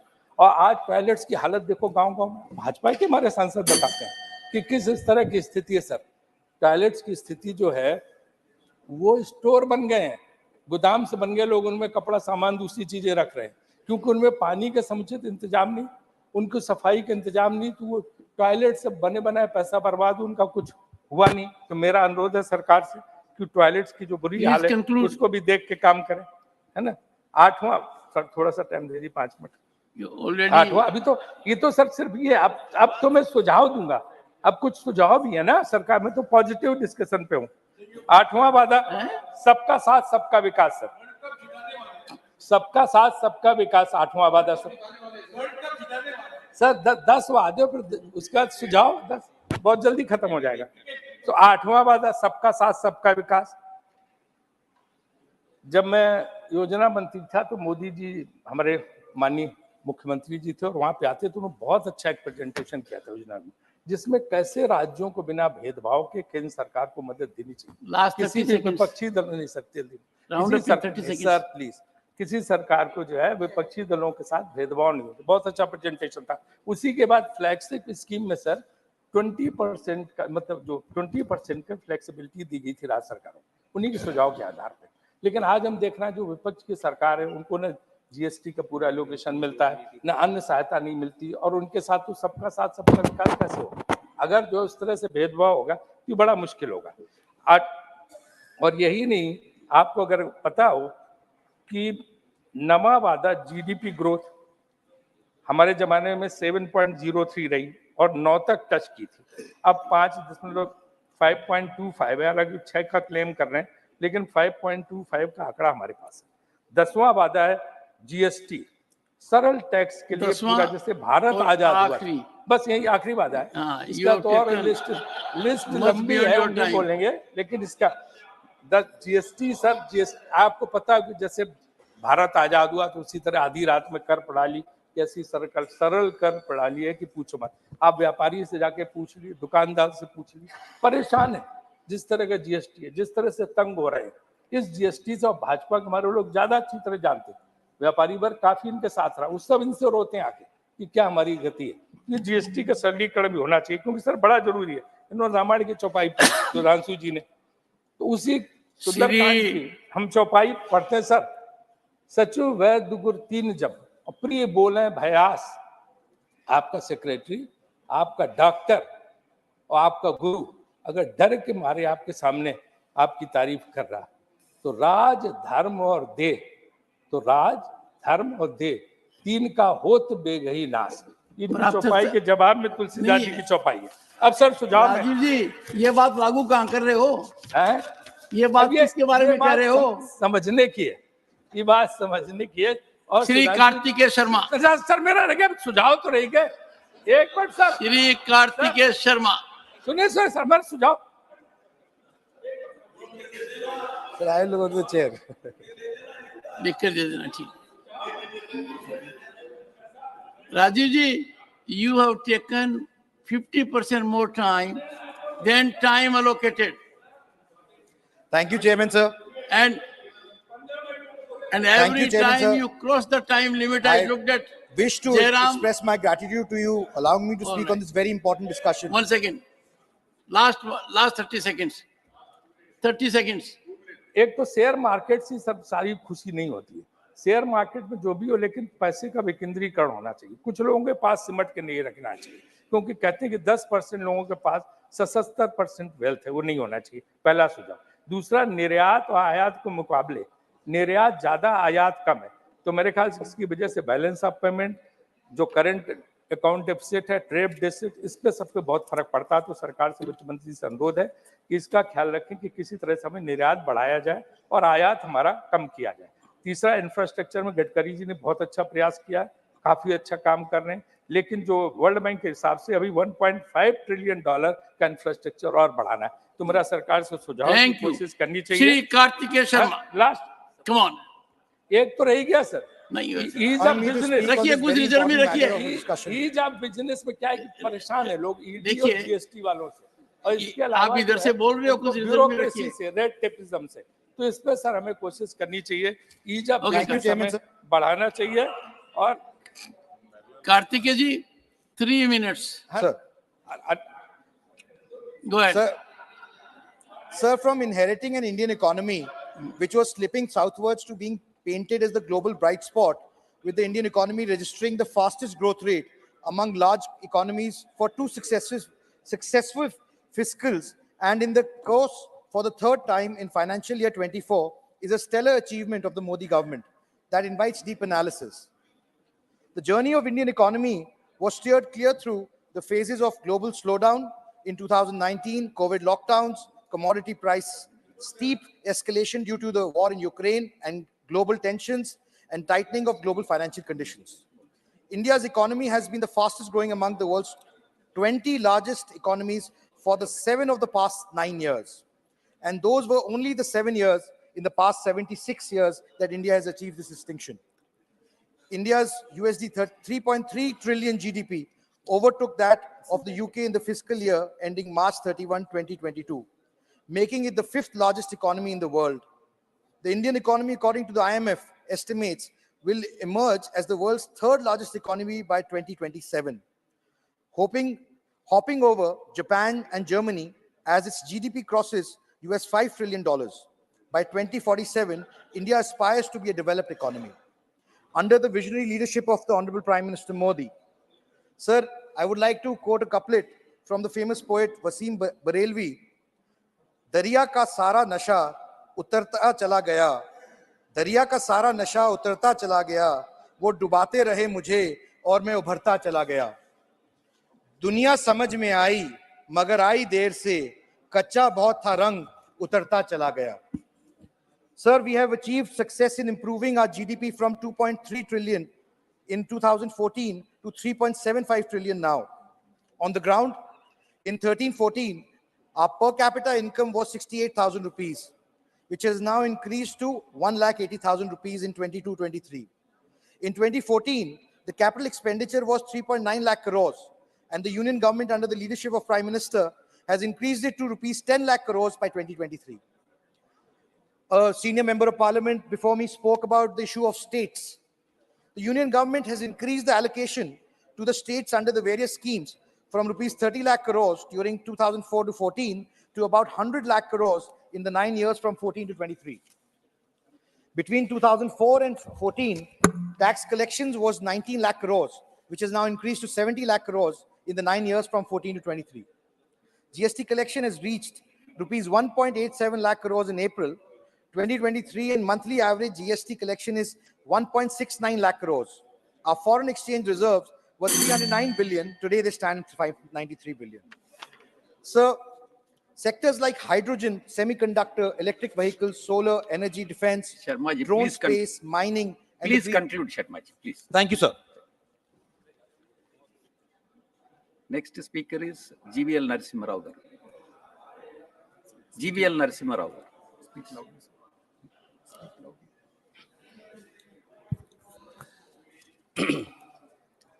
Thank you, Chairman sir. When we speak about the resurgence of Indian economy, it is important for us to reflect on India's historical economic stature and see in that trend, in that over centuries, how India has become, how over decades India has become stronger. Today, we are certainly celebrating as the 5th largest economy. This is a great achievement for the country. We have been able to, from the 10th position in 2014, in a manner of few years, we have reached the 5th largest economy position today. And a report yesterday by the S&P, it states how India is going to be the 3rd largest economy by 2030. So by the time Honorable Prime Minister completes his term in 2029 and gets ready for his 4th term, India would have become the 3rd largest economy in the world. And if you go back a few centuries ago, in ancient India, we were the largest economy of the world. We were known as the golden bird, Sone ki chidiya, until 5th century AD. This remained India's position in the global, in the global scenario. But 1,000 years of rule by invaders, by foreign rulers, has robbed India not only of its rich wealth, it also robbed India of its confidence. So when Honorable Prime Minister took over as the Prime Minister of the country, he has given a complete new direction to India's economy. He has instilled confidence in India's growth story, and Amrit Kal has truly begun. We are certainly passing through this Amrit Kal, and Atmanirbhar Bharat is the strategy for achieving India's preeminent position in the global economy. And I would like to tell our friends from across the treasury benches, the opposition benches, I'd like them to know. In 2004, when UPA came to power, India was the 12th largest economy. They were in power for 5 years until 2009. India moved from the 12th to the 11th rank. And they remained in power for another 5 years. In those 5 years, they could take India from the 11th to only 10th rank. But look at the geometric growth experienced during the rule of the Honorable Prime Minister. India, I think you have blamed it as Hindu rate of growth. You have used governments of the Congress denomination in the early years of independence have used this term Hindu growth, Hindu rate of growth, to deride Hindu religion. But during 10 years of your rule, what have you done to Indian economy? You have not been able to. You claim to have given great growth during the years of Manmohan Singh regime, but all that India could move was from the 12th rank to the 11th rank, going on to 10th rank. But Prime Minister Modi ji, in a manner of 9 years, he has taken India to the 5th rank, and in a manner of years, by the completion of his next term, we are going to be the 3rd largest economy in the world. This is certainly a huge achievement for the country, and that is what is giving the BJP and Honorable Prime Minister and his leadership a huge fillip in India's elections. So, inflation. Our friends, I have busted their theory of growth. We gave growth. We were high growth. We gave a high growth economy. And I told them how India's position remained globally almost at the same level through 10 years of UPA. And let me now bust their inflation claims. During the first 5 years of Prime Minister Narendra Modi ji, the average inflation rate in India was only 4.4%, well below the RBI ordained level, which is range between 4 to 6%. Look at the Congress party's performance. Look at the UPA performance. What was the inflation levels in the UPA rule? In 4 years, between 2004 and 2014, inflation levels were well below 10%. Double-digit inflation, what UPA has given this country. It was 13.9% in 2009 and 10. And under Prime Minister Modi ji, at a time when the world is experiencing one of the highest levels of inflation, India has been able to contain inflation well below even the RBI levels.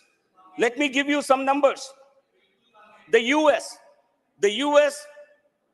inflation level is above 7%. Let me give you the exact number. UK, US experienced over 7%, highest inflation in 40 years.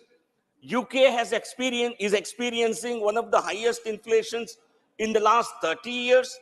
It is currently 7.9%. It was in June 2023, which is a high after 41 years. Europe is also struggling with inflation. Germany, which is Europe's largest economy, also has one of the highest inflation levels. It is only India which has not only maintained high growth during the post-COVID period, it has also maintained very, very low to moderate levels of inflation. So the friends from the Congress who claim there is high inflation must look back, because any comparisons that you do, any comparison of any performance, you have to do over time, you have to do spatially, and you have to do cross-sectionally, and time series performance clearly tells us how Congress governments have given only inflation and not a real growth. Let me give some more numbers. One of the highest levels of inflation in India's post-independent India were 19.3% in 91-92 under a Congress leadership, 95-96, 12.8%, and under Srimati Indira Gandhi, it even touched double digit. It crossed even 30% for 2 years. So this is the Congress story. So every time Congress comes to power, they bring inflation along, and it is only the BJP-led governments, the NDA governments under Prime Minister Narendra Modi ji, which have given relief to the common man. Jab Congress aati hai, tab महंगाई लाती hai. I think this would be a nice slogan that would go along with them, because in Karnataka, where they came to power only in early this year, in May this year, soon after they came to power, they hiked milk prices by 3 rupees per liter. They hiked electricity charges, though through a very indirect mechanism, by increasing fuel and power purchase cost elements in this. They have increased every commodity that a common man needs for his survival. So the Congress Party's only guarantee is महंगाई guarantee, is inflation guarantee, and nothing else. So if you look at our performance, India's GDP growth for the last year was 7.2%, the fastest growing economy of all the major economies in the world. And this has been possible. This high growth trajectory has become possible because of a measured response, because of a judicious economic policies that the government pursued mainly during the COVID and post-COVID era. And friends from the opposition, all of them claim that India's economy can only be revived by putting money directly into the hands of the people, by giving helicopter money. But that kind of any country, all countries that have followed that prescription have actually failed. And these are the countries which are experiencing one of the highest inflation levels in half a century. Prime Minister Narendra Modi ji's economic vision and economic policy is today being hailed as the best in the entire world. What has made this kind of an economic transformation, this kind of a turnaround possible? Let me give a few illustrations. Let me cite a few cases. One, the Atmanirbhar vision. I think COVID